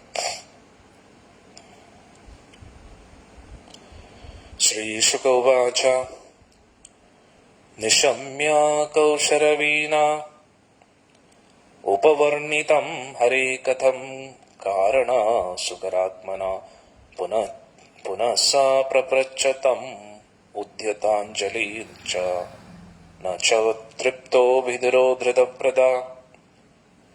ശുകദേവ ഗോസ്വാമി പറഞ്ഞു, വരാഹ അവതാരത്തെ കുറിച്ച് മൈത്രേയ ഋഷിയിൽ നിന്നും കേട്ട വിതുരർ കൈകൂപ്പി അഭ്യർത്ഥിച്ചു. ആ ഒരു ചുരുക്കത്തിൽ വരാഹാവതാരത്തെ കുറിച്ച് കേട്ടിട്ട് അത്ര തൃപ്തി വരുന്നില്ല, അതുകൊണ്ട് അങ്ങ് വിശദീകരിച്ച് വീണ്ടും പറയാമോ എന്ന് അഭ്യർത്ഥിക്കും. വിതുര ഉവാച തേനൈവ മുനിശ്രേഷ്ഠ ഹരിനാ യജ്ഞമൂർത്തിന ആദിദൈത്യോ ഹിരണ്യാക്ഷോ ഹത ഇതി അനുശുശ്രുമ. വിതുരർ പറഞ്ഞു, ഋഷിശ്രേഷ്ഠ, ഗുരു പരമ്പരയിലൂടെ ഞാൻ കേട്ടപ്പോൾ മനസ്സിലായി ഹിരണ്യാക്ഷനായിരുന്നു ആദ്യത്തെ ദൈത്യൻ, ആദ്യത്തെ അസുരൻ. സാക്ഷാൽ യജ്ഞപതിയായ ആ ശ്രീമദ് നാരായണൻ വാസുദേവൻ തന്നെ വരാഹരൂപം എടുത്ത് ആ ഹിരണ്യാക്ഷനെ വധിച്ചിരുന്നു. തസ്യ ച ഉദരതാ ക്ഷൗണി സ്വദംഷ്ട്രാഗ്രേണ ലീലയാ ദൈത്യരാജസ്യ ച ബ്രഹ്മൻ കസ്മാദ്ദേതോർ അപുന്മൃത. എന്തായിരുന്നു അതിന്റെ കാരണം ബ്രാഹ്മണശ്രേഷ്ഠ? വരാഹസ്വാമിയും ഹിരണ്യാക്ഷനുമായിട്ടുള്ള യുദ്ധത്തിന്റെ കാരണം എന്തായിരുന്നു? അതുകൂടാതെ ഭൂമിയെ ഉദ്ധരിച്ചപ്പോൾ ആ ഒരു ലീലയുടെ ഇടയിൽ ഈ ഒരു അടി വരാനുള്ള, ഈ ഒരു യുദ്ധം നടക്കാനുള്ള കാരണം എന്തായിരുന്നു എന്ന് ചോദിക്കാം.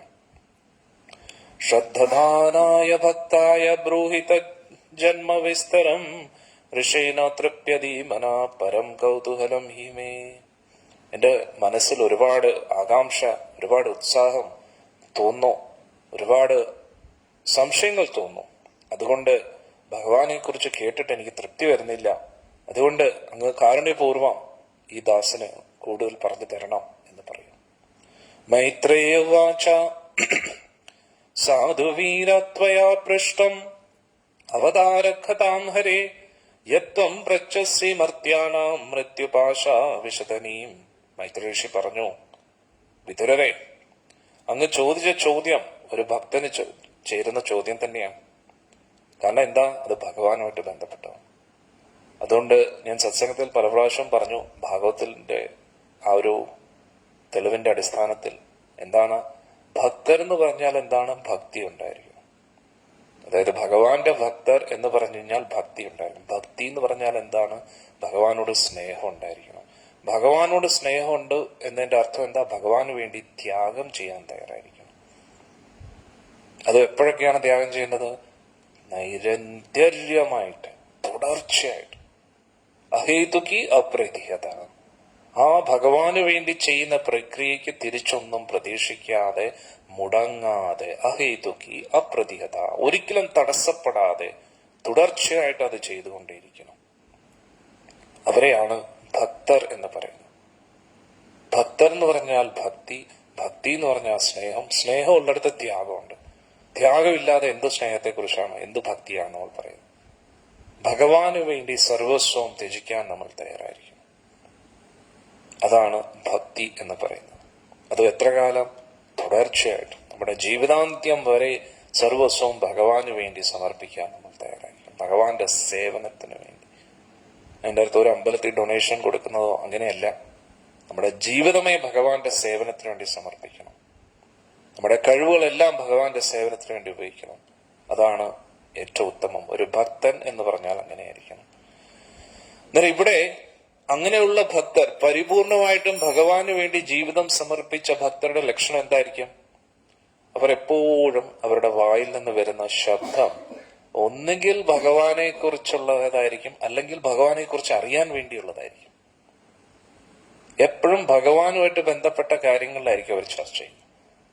ഒന്നുകിൽ ഭഗവാനെ സ്തുതിക്കും, അല്ലെങ്കിൽ ഭഗവാനെ കുറിച്ച് അറിയാൻ വേണ്ടി മുതിർന്ന ഭക്തരോട് ചോദിച്ചോട്ടെ. അതാണ് ഇവിടെ പറയുന്ന മൈത്രേയ ഋഷി, അങ്ങയുടെ ചോദ്യം ഏറ്റവും ഉചിതമായിട്ടുള്ള ചോദ്യമാണ്. കാരണം എന്താ, അങ്ങ് ഭഗവാനെ കുറിച്ചാണ് ചോദിക്കുന്നത്. അതുകൊണ്ട് ഇതൊരു ഭക്തന് അനുയോജ്യമായിട്ടുള്ള ഒരു ചോദ്യമാണ്. പക്ഷെ പുറം ലോകത്ത് നമ്മൾ നോക്കിക്കഴിഞ്ഞാലോ, രാവിലെ മുതലേ അവർ ചോദ്യങ്ങൾ ചോദിക്കുകയാണ്. എന്താണ് ചോദ്യം? സമയം എത്രയായി? കണ്ണു തുറക്കുമ്പോൾ നോക്കും, സമയം എത്രയായി? മൊബൈലിൽ എന്തെങ്കിലും മെസ്സേജ് വന്നിട്ടുണ്ടോ? എന്താണ് മെസ്സേജ്? ആരാണ് എന്താണ് അയച്ചിരിക്കുന്നത്? രാവിലെ കഴിക്കാൻ എന്തെങ്കിലും തയ്യാറായോ? കുളിക്കണ്ടേ? ഇതാക്കണ്ടേ? ഏത് വസ്ത്രം ഇടണം? ഇനി വണ്ടിയോ കറക്റ്റ് സമയത്തിന് ഓഫീസിലെത്തണം. അവിടെ ചെന്നിട്ട് ഇന്ന് ആരൊക്കെയാണ് മീറ്റിംഗ് കൂടേണ്ടത്? ഇനി തലപ്പത്തിരിക്കുന്ന ആളുടെ തെറിവിളിയൊക്കെ കേൾക്കണം. ആളെ കുറച്ച് സ്തുതിക്കണം, പൊക്കണം. ഇനി ആളിനെ എങ്ങനെ കൺവിൻസ് ചെയ്യാം? നേരത്തേക്ക് ഭാര്യയും പറയും, ഇന്ന് എത്ര മണിക്കായിരിക്കും തിരിച്ചു വരുന്നത്? ഇന്ന് നമുക്ക് ഇവിടെ പോകണം. കുട്ടികളും ചോദിക്കുക, ഇന്ന് സ്കൂളിൽ പോകണം. സ്കൂളിൽ എപ്പോഴാ? ഇന്ന് ഏത് ടീച്ചറായിരിക്കും സ്കൂളിൽ പഠിപ്പിക്കുന്നത്? ഇങ്ങനെ ഓരോ ചോദ്യങ്ങൾ. ഇനി വീട്ടമ്മയാണെങ്കിൽ രാവിലെ ഇനി എന്തുണ്ടാക്കണം? ഉച്ചയ്ക്ക് എന്തുണ്ടാക്കണം? ഇനി ഇത് ക്ലീൻ ചെയ്യണ്ടേ, അത് ക്ലീൻ ചെയ്യണ്ടേ? ഇങ്ങനെ രാവിലെ മുതൽ രാത്രി വരെ പല പല ചോദ്യങ്ങളാണെന്നുള്ളത്. പക്ഷെ ഈ ചോദ്യങ്ങളൊന്നും ഭഗവാനുമായിട്ട് ബന്ധപ്പെട്ട ചോദ്യങ്ങളല്ല. ആശ്രമം ഭഗവാനുമായിട്ട് ബന്ധപ്പെട്ട നിൽക്കുന്ന സ്ഥലങ്ങൾ, ഭക്ത കൂട്ടായ്മയിൽ എന്താ ചർച്ച ചെയ്യുന്നത്? ഉറങ്ങുന്ന സമയത്ത് നാളെ രാവിലെ എന്തായാലും എഴുന്നേക്കണം. കാരണം എന്താ, ഭഗവാന്റെ സേവനം ചെയ്യാനുണ്ടേ. രാവിലെ കണ്ണു തുറക്കുമ്പോഴെന്താ ചിന്തിക്കുന്നത്? വേഗം എല്ലാവരും മംഗളാരത്തിക്ക് റെഡിയാവണം, ഭഗവാന് വേണ്ടി നിവേദ്യം തയ്യാറാക്കണം, ഭഗവാന് വേണ്ടി മാല ചാർത്തണം. ഇന്ന് ഏത് മാലയാണ് ചാർത്തേണ്ടത്? ഇന്ന് ഏത് വസ്ത്രമാണ് ഭഗവാൻ അണിയിച്ചു കൊടുക്കേണ്ടത്? ഇന്ന് ഭഗവാന് വേണ്ടി കഴിക്കാൻ എന്ത് പാചകമാണ് ചെയ്യേണ്ടത്? ഇന്ന് ഭാഗവതത്തിൽ എന്തായിരിക്കും ചർച്ച ചെയ്യുന്നത്? വിധുരരെ കുറിച്ച് എന്തായിരിക്കും പറയുന്നത്? എന്നിട്ട് ഉച്ചയ്ക്ക് ഭഗവാന് വേണ്ടി എന്ത് നിവേദിക്കണം? വൈകുന്നേരത്ത് എന്ത് നിവേദിക്കണം? ഇന്ന് ആരതി ചെയ്യണം ഭഗവാന് വേണ്ടി. പുതിയ ആൾക്കാരോട് ഭഗവാനെ കുറിച്ച് എങ്ങനെ പറഞ്ഞ് മനസ്സിലാക്കി കൊടുക്കണം? ഒന്ന് ആലോചിച്ചോ. ഇതൊരു രണ്ടും ചോദ്യങ്ങളാണ്. പക്ഷേ വിഷയം വേറെയാണ്. പുറം ലോകത്തെ വിഷയം ഭഗവാനെ കുറിച്ച് അല്ല. ഭക്ത കൂട്ടായ്മയിൽ എപ്പോഴും ഭഗവാനെ കുറിച്ചുള്ള ചർച്ചകളാണ്. അന്നേരം ഭക്തി എന്ന് പറഞ്ഞു കഴിഞ്ഞാൽ ഒന്നും ഉപേക്ഷിക്കേണ്ട ആവശ്യമില്ല. ഭഗവാനെ കണക്ട് ചെയ്താൽ മതി. നമ്മുടെ വിഷയങ്ങളിൽ ഭഗവാനെ കൊണ്ടുവന്നാൽ മതി. ഇപ്പൊ നമുക്ക് ഭക്ത കൂട്ടായ്മയിൽ നിൽക്കാനുള്ള ഒരു സൗഭാഗ്യം ലഭിച്ചില്ല എങ്കിലും നമ്മുടെ വീട്ടിൽ ഭഗവാനുണ്ട്. എന്നാൽ നമ്മുടെ വീട്ടിൽ ഭഗവാന്റെ സേവനം ചെയ്യണം. നമ്മൾ പാചകം ചെയ്യുന്ന ഭക്ഷണമൊക്കെ ഭഗവാൻ നിവേദിക്കണം.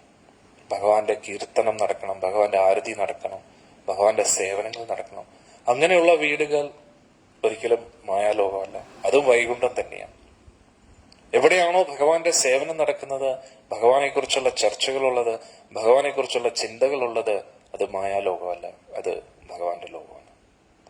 ഏത് വീടാണെങ്കിലും, കാരണം ഈ പ്രപഞ്ചം മുഴുവൻ വൈകുണ്ഠം തന്നെയാണ് യഥാർത്ഥത്തിൽ. വൈകുണ്ഠത്തിൻ്റെതല്ലാത്തതായിട്ട് ഏതെങ്കിലും ഒരു സ്ഥലം ഈ ലോകത്തുണ്ടോ? സർവ്വതും ഭഗവാന്റെയാണ്. ഈശാവാസ്യം ഇതം സർവം. പക്ഷെ നമ്മൾ അതിലെ കുറച്ച് സ്ഥലം നമ്മുടേതായിട്ട് ചിന്തിച്ച് നമ്മുടേതാണെന്ന് കരുതി നമ്മുടെ ഇഷ്ടം അനുസരിച്ച് ജീവിക്കുമ്പോൾ അത് മായാലോകമായി. പക്ഷെ ഈ ലോകത്ത് നമ്മൾ എവിടെ ഇരുന്നാലും ഏറ്റവും നീചമായിട്ടുള്ളൊരു സ്ഥലത്താണ് നമ്മൾ ഇരിക്കുന്നതെങ്കിലും അവിടെ ഭഗവാന്റെ ഈശ്വര ആരാധന ആരംഭിച്ചു കഴിഞ്ഞാൽ അത് വൈകുണ്ഠമായി മാറി. ഏറ്റവും നീചമായിട്ടുള്ള, അതായത് വാസ്തുപ്രകാരം ഒന്നും ചെയ്യാൻ അനുയോജ്യമല്ലാത്ത സ്ഥലം, മനുഷ്യർക്ക് താമസിക്കാൻ പോലും യോഗ്യമല്ലാത്ത സ്ഥലം, പക്ഷെ അവിടെ ഭഗവാന്റെ തിരുനാമം ജപിച്ച് ഭഗവാന്റെ ആരാധനകളും നാമസങ്കീർത്തനവും ഭാഗവത ചർച്ചയും നടക്കുകയാണെങ്കിൽ അത് തീർത്ഥമായി മാറി, അത് പരിശുദ്ധ സ്ഥലമായിട്ട് മാറി. അതേപോലെ പവിത്രമായിട്ട് ഒരു സ്ഥലം വേറെയില്ല. നിത്യവും മുടങ്ങാതെ ഭഗവാന്റെ സേവനം നടക്കുന്ന സ്ഥലം, അവിടെ പിന്നെ വാസ്തു നോക്കേണ്ട ആവശ്യമില്ല, ഗ്രഹദോഷങ്ങൾ നോക്കേണ്ട ആവശ്യമില്ല. ആ മണ്ണിന്റെ അടിയിൽ ഇതിനു മുമ്പേ ആരൊക്കെ ഏതൊക്കെ രീതിയിൽ അവരുടെ ദുഃഖം അവിടെ വീണിട്ടുണ്ടോ, അവരുടെ രക്തം വീണിട്ടുണ്ടോ, കണ്ണീര് വീണിട്ടുണ്ടോ, അല്ലെങ്കിൽ ഇതിനു മുമ്പേ പല പല ദോഷങ്ങളും, പിതൃദോഷങ്ങളും നാഗദോഷങ്ങളും ഒന്നും അവിടെ ബാധിക്കത്തില്ല. കാരണം ഏറ്റവും പരമോന്നതമായിട്ടുള്ള ആരാധനയാണ് നമ്മൾ അവിടെ ചെയ്യുന്നത്. ഹരിനാമ സങ്കീർത്തനം, കലിയുഗ ധർമ്മമാണ് അവിടെ ചെയ്യുന്നത്. അവിടെ പിന്നെ ദിക്ക് നോക്കേണ്ട ആവശ്യമില്ല, ദിശ നോക്കേണ്ട ആവശ്യമില്ല. ഗുരുവായൂരപ്പൻ എന്ത് ദിശ, എന്ത് ദിക്ക്? അഖില കോടി ബ്രഹ്മാണ്ഡ നായകനെ ബന്ധിക്കാനായിട്ട് ഈ ലോകത്തിൽ എന്ത് നിയമമാണുള്ളത്? നിയമങ്ങൾ സൃഷ്ടിച്ച ആളാണ് ഗുരുവായൂരപ്പൻ. എല്ലാ നിയമങ്ങൾക്കും അതീതനാണ് ഗുരുവായൂരപ്പൻ. അദ്ദേഹത്തിനെ ബന്ധിപ്പിക്കാൻ ഈ ലോകത്തിൽ എന്തെങ്കിലും നിയമവ്യവസ്ഥകളുണ്ടോ? ഒരു വ്യവസ്ഥകളും ഇല്ല. പരമോന്നതനായിട്ടുള്ള ഭഗവാനാണ്. അദ്ദേഹത്തെ ആരാധിക്കുന്ന സ്ഥലത്ത് എന്താ ശുഭം? എല്ലാം ശുഭം തന്നെ. ഏത് ദിക്കാണെങ്കിലും, ഏത് ദിശയാണെങ്കിലും, ഏത് സമയമാണെങ്കിലും അവിടെ സമയം കാലം ഒന്നും നോക്കേണ്ട ആവശ്യമില്ല. എപ്പോഴും ഏത് നിമിഷവും ശുഭമാണ്. കാരണം അവിടെ ചർച്ച ചെയ്യുന്നത് ഏറ്റവും ശുഭമായിട്ടുള്ള ഭഗവാന്റെ നാമമാണ്. എന്നാൽ ഇവിടെ മൈത്രി ഋഷി പറഞ്ഞു, അങ്ങ് ചോദിച്ച ചോദ്യം ഏറ്റവും അനുയോജ്യമാണ്. കാരണം എന്താ? അങ്ങ് ഭക്തനാണ്. സാക്ഷാൽ ഭഗവാൻ തന്നെയാണ് ഈ പ്രപഞ്ചത്തിന്റെ മുക്തിദാതാവ്. എന്താണ് പറയുന്നത്? യത്വം പ്രച്ഛസി മർത്യാനാം മൃത്യുപാശ വിഷതനീ. അന്നേരം മൃത്യുപാശത്തിൽ നിന്നും, ജനന മരണ പാശത്തിൽ നിന്നും വിശതനീം, മോക്ഷം നൽകാൻ കഴിയുന്ന ഒരു കാര്യമാണ് ചോദിച്ചിരിക്കുന്നത്. കാരണം എന്താ? ഈ ചോദ്യം വിതുരർ ചോദിച്ചില്ലായിരുന്നു എങ്കിൽ ഇനി ഭാഗവതം മുന്നോട്ടില്ല എന്നാണ് നമ്മൾ മനസ്സിലാക്കുന്നത്. വിതുരരും മൈത്രേയ ഋഷിയും ചർച്ച ചെയ്ത അതേ വിഷയമാണ് നമ്മൾ ശുകദേവ ഗോസ്വാമിയിൽ നിന്ന് കേട്ടുകൊണ്ടിരിക്കുന്നത്. അതുകൊണ്ട് ഈ ഒരു ചോദ്യം വന്നത് കൊണ്ടാണ് മൈത്രേയ ഋഷിക്ക്, ഭക്ത വിതുർജിക്ക് അവർ ഈ ചോദ്യം ചോദിച്ചില്ലായിരുന്നെങ്കിൽ നമുക്കിത് ചർച്ച ചെയ്യാൻ കഴിയുമോ? ഇല്ല. അതുകൊണ്ട് നമ്മൾ വിതുരരോട് കടപ്പെട്ടിരിക്കുന്നു. അതുകൊണ്ടാണ് മൈത്രേയ ഋഷി പറഞ്ഞത് എന്താണ്? അങ്ങ് ചോദിച്ച ചോദ്യം ഏറ്റവും ഉത്തമമാണ്. യയാ ഉത്താനപാദപുത്രോ മുനിനാഗീതയർഭഗ മൃത്യു കൃത്വൈവ മൂർധനി അംഗ്രീം അരുരോ ഹരിപദം. എന്നിട്ട് പറയുന്നു, ഇതേ വിഷയങ്ങളാണ് ഉത്താനപാദന്റെ പുത്രനായ ധ്രുവൻ നാരദ മഹർഷിയിൽ നിന്ന് കേട്ടത് ഭഗവാനെ കുറിച്ച്. ഇത് കേട്ടത് കൊണ്ട് തന്നെയാണ് അദ്ദേഹത്തിന് മരണത്തെ തള്ളിക്കളഞ്ഞിട്ട് മോക്ഷത്തിലേക്ക് പോകാൻ കഴിഞ്ഞത്. അതായത് നമ്മുടെ മുമ്പിൽ മരണം വരും, പക്ഷേ നമ്മൾ ഭഗവാന്റെ ലോകത്ത് പോകാൻ യോഗ്യരായി കഴിഞ്ഞാൽ മരണത്തെ അതിജീവിക്കാൻ നമുക്ക് കഴിയും. പിന്നൊരു മരണം നമുക്കില്ല. അതുകൊണ്ട് ഭഗവാന്റെ ഭക്തർക്ക് മരണമില്ല. അവരുടെ ശരീരം നശിക്കുന്നതായിട്ട് നമുക്ക് തോന്നും, പക്ഷെ അത് നമ്മുടെ തോന്നൽ മാത്രമാണ്. അവർക്ക് മരണമില്ല. മരണം എന്നതിന്റെ അർത്ഥം എന്താണ്? ഇനി അവരുടെ ആ വ്യക്തിത്വം ഇല്ല എന്നാണ്. വീണ്ടും പുതിയൊരു വ്യക്തിത്വം, അതായത് അവരുടെ വ്യക്തിത്വം എന്ന് പറഞ്ഞാൽ ഉള്ളിലെ ആത്മാവ് നശിക്കുന്നില്ല, പക്ഷെ പുതിയൊരു ശരീരത്തിലേക്ക് പോവുകയാണ് അവർ. അപ്പോൾ ഇത്രയും കാലം ജീവിച്ചതൊക്കെ ആ വ്യക്തിത്വം അവിടെ തീരുകയാണ്. ഇനി പുതിയൊരു ജന്മം, പുതിയൊരു ശരീരം, പുതിയൊരു രൂപം, പുതിയൊരു പേര് എന്ന ഇതിലായിരിക്കും നമ്മൾ അറിയപ്പെടുന്നത്. അതായത് മരണം എന്ന് പറഞ്ഞാൽ അവസാനിക്കുകയാണ്. പക്ഷെ വൈഷ്ണവർ, ഭഗവാന്റെ ഭക്തൻ മരിക്കുന്നില്ല. കാരണം എന്താ? അവരെന്നും അങ്ങനെ തന്നെ തുടരും എന്നുള്ളതാണ്. അവരെന്നും അതേ രീതിയിൽ തന്നെ ഭക്തിയിൽ തുടർന്നുകൊണ്ടേയിരിക്കും. നമ്മുടെ മുമ്പിൽ നിന്നും അവർ അപ്രത്യക്ഷരാകും, പക്ഷെ അവരെന്നും നിലനിൽക്കും. ഇപ്പൊ പ്രഭുപാദ്ജി, ഗുരു മഹാരാജ്, അവർ നമ്മുടെ മുമ്പിൽ നിന്ന് അപ്രത്യക്ഷമായി. അതായത് നമ്മുടെ പ്രഭുപാദ്ജി, ഗുരു മഹാരാജിന്റെ ശരീരം ക്ഷയിച്ചുകൊണ്ടിരിക്കുന്നത് അത് നമുക്ക് തോന്നുകയാണ്, പക്ഷെ അവരെന്നും നിലനിൽക്കുന്നുണ്ട്. ശ്രീല ഭക്തി സിദ്ധാന്ത സരസ്വതി ഠാക്കൂർ, ഗോസ്വാമിമാർ, അവരെന്നും അങ്ങനെ തന്നെ നിലനിൽക്കും. അത് എന്തു പറയുന്ന മറ്റു മതങ്ങളിൽ കാണുന്ന പോലെ, എന്തോ പറയുന്ന ഈ ശവകുടീരം പോലെ അങ്ങനെയല്ല ഉദ്ദേശിക്കുന്നത്. അങ്ങനെയല്ല. അതായത് ഇപ്പൊ ഉദാഹരണത്തിന് ക്രൈസ്തവ മതത്തിൽ അല്ലെങ്കിൽ ഇസ്ലാമിക മതത്തിൽ അവരുടെ ആ അടക്കിയ സ്ഥലത്ത് പോയിട്ട് പ്രാർത്ഥിക്കാറുണ്ട്. അത് ഒരു സങ്കല്പമാണ്. അതെന്തിനാണ് അത് ചെയ്തതെന്ന് ചോദിച്ചാൽ നമ്മൾ നന്ദി കെട്ടവരായി പോകരുത് എന്ന് ഉദ്ദേശിച്ചിട്ടാണ്. അല്ലാതെ ആ വ്യക്തി അവിടെ തന്നെ ഉണ്ടാകണമെന്നില്ല. അവർ പുതിയൊരു ജന്മം എടുത്ത് പോയി കാണാം. അവരുടെ ശവം കിടക്കുന്ന സ്ഥലം, ഇനി ഗതി കിട്ടാതെ അലയുന്നവരാണെങ്കിൽ ചിലപ്പോൾ അവിടെ തന്നെ കാണാം, അലഞ്ഞു കിടക്കുന്നവരായിരിക്കാം. പക്ഷെ അതേപോലെ അല്ല ഒരു വൈഷ്ണവരുടെ സമാധി എന്ന് നമ്മൾ മനസ്സിലാക്കുക. കാരണം എത്ര ഗതി കിട്ടാതെ അലയുന്ന ആത്മാവാണെങ്കിൽ പോലും അവർക്ക് ഒരു കാലാവധിയുണ്ട് അങ്ങനെ അലഞ്ഞു കിടക്കാൻ. അതിനുശേഷം അവർ മുക്തരായി. എങ്ങനെ മുക്തരായി? പുതിയൊരു ശരീരത്തിലേക്ക് പ്രവേശിക്കണം. അതുകൊണ്ട് ഏതോ ഒരു ജന്മത്തിലെഴുത്. പക്ഷെ ഭക്തർ അങ്ങനെയല്ല.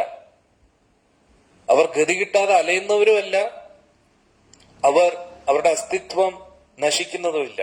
അവർ ആത്മീയ ശരീരത്തിലാണ് ഇരിക്കുന്നത്. അന്നേരം അവരുടെ ആധ്യാത്മിക ശരീരത്തിൽ അവർ എപ്പോഴും ഭഗവാന്റെ സേവനം ചെയ്തുകൊണ്ടിരിക്കുകയാണ്. അവരുടെ ഭൗതിക ശരീരം, ഹരേ കൃഷ്ണ ഹരേ കൃഷ്ണ, നോക്കാനാണ് എന്താ വേണ്ടതെന്ന് ചോദിക്കും. ഒന്നുമില്ല.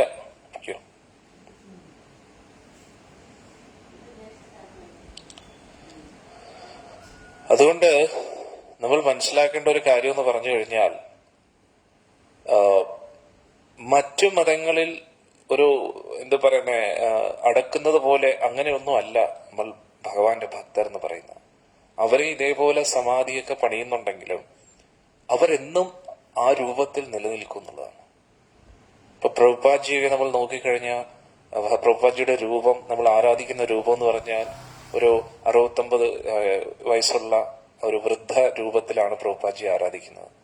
അത് ആ രൂപം പോലും ആധ്യാത്മിക രൂപമാണ് പ്രഭുപാദ്ജിയുടെ. എങ്ങനെ?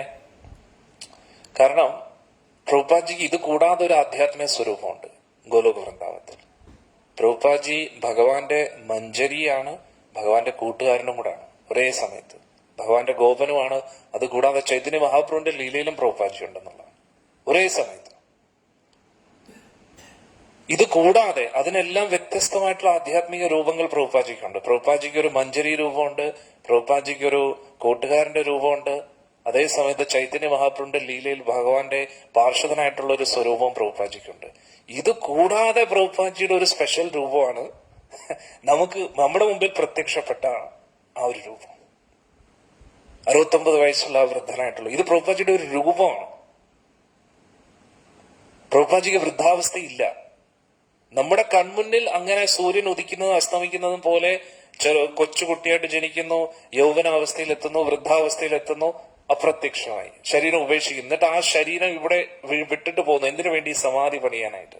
ആചാര്യന്മാർ അവരുടെ ശരീരത്തെ ഉപേക്ഷിക്കുന്ന എന്തിനു വേണ്ടിയാണ്? ഇനി മുന്നോട്ട് ആരും പറയരുത് ഇങ്ങനെ ഒരു വ്യക്തി ഇല്ലായിരുന്നു എന്ന്. ഇപ്പൊ പൂന്താനം നമ്പൂരിപ്പാട് ഡയറക്ട്ലി ഭഗവാന്റെ അടുത്ത് പോയെന്ന് പറയുമ്പോ ചില വിഡ്ഢികളായിട്ടുള്ള വ്യക്തികൾ പറയാറുണ്ട്, അദ്ദേഹം അങ്ങനെ ഒന്നും ഇല്ലായിരുന്നു, അതൊരു സാങ്കല്പിക കഥാപാത്രം എന്ന് പറയാറുണ്ട്. അന്നേരം ആചാര്യന്മാർ പൊതുവെ അവർക്കും അങ്ങനെ പോകാൻ കഴിയും. അവർക്ക് അവരുടെ ശരീരത്തോടുകൂടി ഭഗവാന്റെ കാരണം ആ ശരീരത്തിൽ അശുദ്ധി എന്ന് പറയുന്ന ഒന്നുമില്ല. ആത്മീയ ശരീരമാണ് അവരുടെ. പക്ഷെ അവർ അങ്ങനെ പോകാത്ത എന്തുകൊണ്ടാണ്? അത് ഭഗവാന്റെ ഒരു തീരുമാനമാണ്, അവരുടെയും കൂടെ തീരുമാനമാണ്. കാരണം എന്താ, ഇങ്ങനെ ഒരു വ്യക്തി ഉണ്ടായിരുന്നു, ആ ഗുരു ശിഷ്യ പരമ്പര, ആ ഒരു പരമ്പര ഉണ്ടായിരുന്നു എന്നതിന്റെ തെളിവായിട്ട് അത് എന്നും നിലനിൽക്കും. അതുകൂടാതെ നമ്മൾ സാധാരണ ബദ്ധാത്മാക്കൾക്കും ഒരു പ്രചോദനം ലഭിക്കാൻ വേണ്ടിയാണ്. അതായത് ഉടലോട് കൂടി മാത്രമേ ഭഗവാന്റെ അടുത്ത് പോകാൻ കഴിയുമോ എന്നൊരു ധാരണയിലേക്ക് നമ്മൾ എത്തരുത്. ഈ ശരീരം നശ്വരാണ്, ഇത് ഉപേക്ഷിക്കണം എന്നൊരു സന്ദേശവും കൂടെ, നമ്മൾ എത്ര പരിശുദ്ധ ഭക്തരാണെങ്കിലും ഈ ശരീരം നമുക്ക് ഇവിടെ ഉപേക്ഷിക്കണം എന്നൊരു മെസ്സേജും കൂടെ നൽകാൻ വേണ്ടിയാണ് അവിടെ ആചാര്യന്മാർ ശരീരം ഉപേക്ഷിച്ച് പോകുന്നത് നമ്മൾ മനസ്സിലാക്കുക. അതത്ര ഇതിഹാസോയം ശ്രുതോ മേ വർണ്ണിതപുര ബ്രഹ്മണ ദേവദേവേന ദേവാനം അനുപൃച്ഛതാം. അന്നേരം ഇവിടെ പറയുന്നു, മൈത്ര ഋഷി പറയുന്നു, ബ്രഹ്മദേവനിൽ നിന്നാണ് ഞാൻ ഈ ചരിതം കേട്ടത്. എന്ത് ഇവിടെ പറയുന്നത് എന്താണ്? അഥ അത്ര അപി ഇതിഹാസോയം. ഇതിഹാസോ, ഇതിഹാസം എന്നാണ് പറയുന്നത്. അതിന്റെ അർത്ഥം എന്താണ്? ഹിസ്റ്ററി, നടന്ന കാര്യമാണ്, അല്ല സാങ്കല്പിക കഥയല്ല. പക്ഷെ നമ്മൾ പൊതുവെ ഹിസ്റ്ററി എന്ന് പറയുമ്പോൾ കഴിഞ്ഞ 2000 വർഷം 3000 വർഷം അങ്ങനെയൊക്കെയാണ് നമ്മൾ ഹിസ്റ്ററി അളക്കുന്നത്, അതിന്റെ ഇടയിലുള്ള കാലാവധിയിൽ. പിന്നെ അതിനു മുമ്പേ ഉള്ള കാര്യം അവിടുന്നോ ഇവിടുന്നോ കുറെ എന്തു പറയുന്ന സ്കെൽറ്റനൊക്കെ മണ്ണിന്റെ അടിയിൽ നിന്ന് കുഴിച്ച് തോണ്ടിയെടുത്തിട്ട് വലിയ ദിനോസറിന്റെ ഇതായിരുന്നു, കോടാനുകോടി വർഷങ്ങൾക്ക് മുമ്പേ ഇവര് മാത്രമേ ഉള്ളായിരുന്നു. ആര്?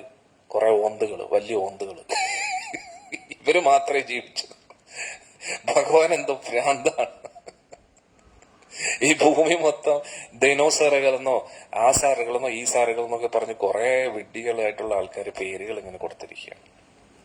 ഇനി മനുഷ്യർ എന്ന് പറഞ്ഞ ആൾക്കാരോ കുരങ്ങന്മാരിൽ നിന്നോ രൂപാന്തരപ്പെട്ട ആൾക്കാരെന്ന് പറഞ്ഞിട്ട് ഇതെല്ലാം അവരുടെ ഊഹാപോഹങ്ങളാണ്. അന്നേരം ഒന്ന് ആലോചിച്ച് നോക്കൂ, ഇന്ന് പ്രകൃതിയെ ഇത്രയും ചൂഷണം ചെയ്യുന്ന ഈ ഒരു അവസ്ഥയിൽ പോലും ഈ പ്രകൃതിയിൽ ഇത്രയും അധികം ജീവജാലങ്ങളുണ്ടെന്നുള്ളതാണ്. നമുക്ക് എണ്ണാൻ പോലും പറ്റാത്ത അത്രത്തോളം ജീവജാലങ്ങളുണ്ട്. ബയോളജി പഠിച്ച വ്യക്തികൾ അവരുടേതായിട്ടുള്ള ഊഹാപോഹങ്ങൾക്കനുസരിച്ച് എണ്ണിയെടുക്കുന്നു എന്നുള്ളത് ജീവജാലങ്ങളുടെ. ആനിമൽ ബീങ്സ് ഇത്രയുണ്ട് എന്നൊക്കെ പറഞ്ഞിട്ട്, പ്ലാന്റ്സ് ഇത്രയുണ്ടെന്നൊക്കെ പറഞ്ഞ്. പക്ഷെ എന്താണ് തെളിവ് ഇത്രയേ ഉള്ളെന്ന്? ഇവർ കണ്ട ജീവികളുടെ മാത്രമേ എണ്ണം എടുക്കുന്നുള്ളൂ.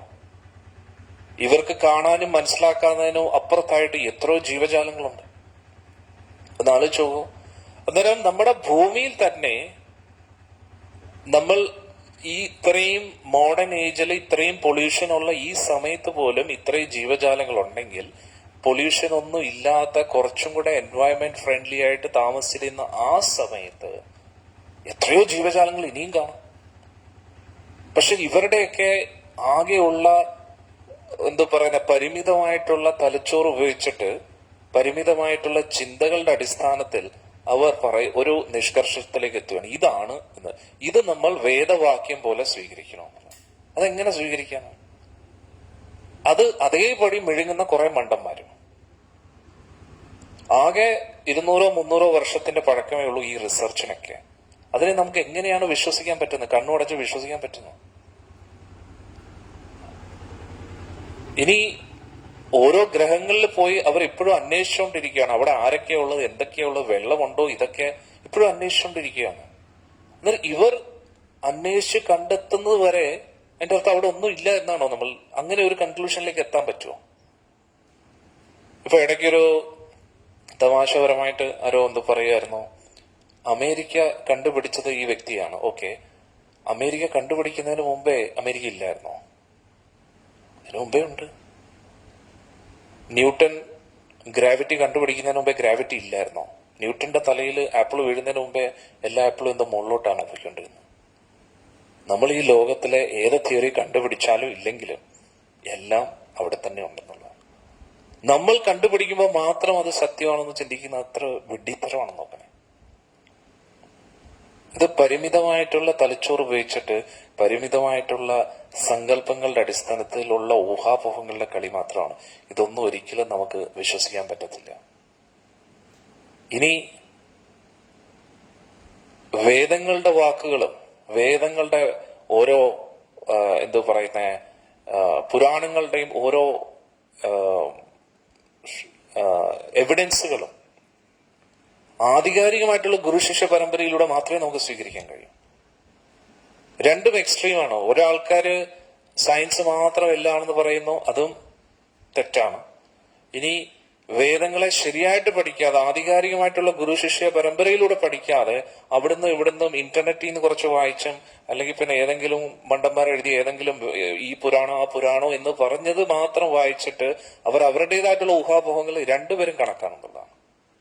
അതിന്റെ യഥാർത്ഥ മധ്യത്തിലുള്ള ആധികാരികമായിട്ടുള്ള ഗുരുശിഷ്യ പരമ്പരയിലൂടെ നമ്മൾ ശാസ്ത്രങ്ങൾ പഠിക്കുന്നതാണ് കറക്റ്റ്. അതിന്റെ അടിസ്ഥാനത്തിൽ ഈ ലോകത്തെ മനസ്സിലാക്കാൻ ശ്രമിക്കണം. അപ്പോഴാണ് നമ്മൾ ഈ കാണുന്ന ഈ സാധാരണ കണ്ണുകൾ കൊണ്ട് കാണുന്നതിനും അപ്പുറത്തായിട്ടുള്ള പല കാര്യങ്ങളും നമുക്ക് കാണാൻ കഴിയും. ഈ കണ്ണു വെച്ചല്ല നമ്മൾ കാണുന്നത്. ഈ നമ്മുടെ തപോബലം യോഗബലത്തിന്റെ അടിസ്ഥാനത്തിലാണ് ഒരു വ്യക്തി കാണുന്നത്. ഇപ്പൊ ഓരോ ജീവജാലങ്ങൾക്കും അവരുടെ കണ്ണിന്റെ റേഞ്ചും അവർക്ക് കാണാൻ പറ്റുന്നതും വ്യത്യാസമാണ്. ഉറുമ്പ് കാണുന്ന പോലെയല്ല ഒരു പാമ്പ് ഈ ലോകത്തെ കാണുന്നത്. എല്ലാവരും അവരവരുടെ ശരീരത്തിന്റെ പരിമിതികൾ കൊണ്ടാണ് ഈ ലോകത്തെ കാണുന്നത്. അന്നേരം നമ്മൾ ഈ കാണുന്ന മനുഷ്യ കണ്ണെന്ന് പറയുന്നത് ഇതിന്റെ അടിസ്ഥാനത്തിലല്ല നമ്മൾ കാണേണ്ടത്. ഈ ചർമ്മചക്ഷു വെച്ചിട്ടല്ല കാണേണ്ടത്. നമ്മുടെ തപോബലവും യോഗബലവും അനുസരിച്ച് ഈ കണ്ണുകൊണ്ട് കാണുന്നതിന് അപ്പുറത്തായിട്ടുള്ള പല കാര്യങ്ങളും നമുക്ക് കാണാൻ കഴിയും. കാരണം ഇത് ഈ ശരീരത്തിന്റെ കണ്ണെന്ന് പറഞ്ഞാൽ ഒരു പരിമിതമായിട്ടുള്ള ഒരു ഉപകരണമാണ്. ഇതിനകത്തിരിക്കുന്ന ബ്രെയിനിന് ഒരു ലിമിറ്റേഷൻസ് ഉണ്ട്. പക്ഷെ ഇതിനപ്പുറത്തിരിക്കുന്ന ആത്മാവിന് പരിമിതികളില്ല. അന്നേരം നമുക്ക് ആത്മീയ കാര്യങ്ങൾ കാണാനും അനുഭവിക്കാനും ഗ്രഹിക്കണമെങ്കിലും ഈ ഒരു ഉപകരണത്തെ ഉപയോഗിച്ചുകൊണ്ട് പറ്റത്തില്ല. അതുകൊണ്ട് ഈ ഒരു ഉപകരണം ഉപയോഗിച്ചുകൊണ്ട് നേടിയെടുക്കുന്ന അറിവ് അതെങ്ങനെയാണ് പരിപൂർണമാകുന്നത്? ഒരിക്കലും ആകത്തില്ല. ഈ ഒരു തലച്ചോറ് ഉപയോഗിച്ചുകൊണ്ട് നേടിയെടുക്കുന്ന അറിവുകൾ എങ്ങനെയാണ് പരിപൂർണമാകുന്നത്? ഇനി നമ്മൾ നമ്മുടെ മനസ്സിന്റെ ഊഹാപോഹങ്ങൾ കൊണ്ടാണ് നമ്മൾ ചിന്തിക്കുന്നെങ്കിലും ഇത്രയും കാലവും, അതായത് നമ്മൾ ഈ ജനനം മുതൽ മരണം വരെ നമ്മൾ എന്തൊക്കെയാണോ കണ്ടത്, കേട്ടത്, അനുഭവിച്ചത്, അതിന്റെ അടിസ്ഥാനത്തിൽ മാത്രമേ നമുക്ക് ചിന്തിക്കാൻ കഴിയൂ. അന്നേരം ഇതിനപ്പുറത്തായിട്ടുള്ള ഒരു അനുഭവം നമുക്ക് ഇതുവരെ കിട്ടിയില്ല എങ്കിൽ ആ അനുഭവത്തിനെ കുറിച്ച് നമുക്ക് ചിന്തിക്കാൻ പോലും കഴിയില്ല. അതാണ് നമ്മൾ മനസ്സിലാക്കുക. അതായത് വളരെ പരിമിതമായിട്ടുള്ള ഒരു ഉപകരണത്തെ ഉപയോഗിച്ചുകൊണ്ടാണ് നമ്മൾ റിസർച്ച് ചെയ്യുന്നത് നമ്മൾ മനസ്സിലാക്കുക. നമ്മൾ ഉണ്ടാക്കുന്ന ഇൻസ്ട്രുമെന്റ്സിനെ കുറിച്ചും അല്ല പറയുന്നത്. ആ ഇൻസ്ട്രുമെന്റ് എത്ര പെർഫെക്റ്റ് ആണെങ്കിലും അത് ഉണ്ടാക്കിയത് നമ്മളായതുകൊണ്ട് അതിനും പരിമിതികളുണ്ട്. ഇനി ആ ഇൻസ്ട്രുമെന്റ് എത്ര പെർഫെക്റ്റ് ആണെങ്കിലും അത് നോക്കുന്നത് നമ്മൾ ഈ കണ്ണു വെച്ചിട്ടാണ്. എന്നിട്ട് അതിന്റെ റിസൾട്ടിനെ അനാലിസിസ് ചെയ്യുന്നതും നമ്മുടെ പരിമിതമായിട്ടുള്ള തലച്ചോറ് ഉപയോഗിച്ചിട്ടാണ്. അതുകൊണ്ട് പിന്നെ എങ്ങനെയാണ് ഇത് പെർഫെക്റ്റ് ആവുന്നത്? ഒരിക്കലും പെർഫെക്റ്റ് ആവുന്നില്ല. ഇനി ഗ്രന്ഥങ്ങൾ എന്തുകൊണ്ടാണ് പരിപൂർണമാകുന്നത്? ആധികാരികമായിട്ടുള്ള ഗുരുശിഷ്യ പരമ്പരയിലൂടെ മാത്രം ലഭിക്കുന്ന ഗ്രന്ഥങ്ങൾ. കാരണം അവർ ചിലപ്പം പറയും, അങ്ങനെയാണെങ്കിൽ വേദങ്ങളെ നമുക്ക് എങ്ങനെ വിശ്വസിക്കാം? ഇതേപോലെ പരിമിതമായിട്ടുള്ള ഒരു തലച്ചോറ് വെച്ച് എഴുതിയതല്ല. അവിടെയാണ് തെറ്റുന്നത്.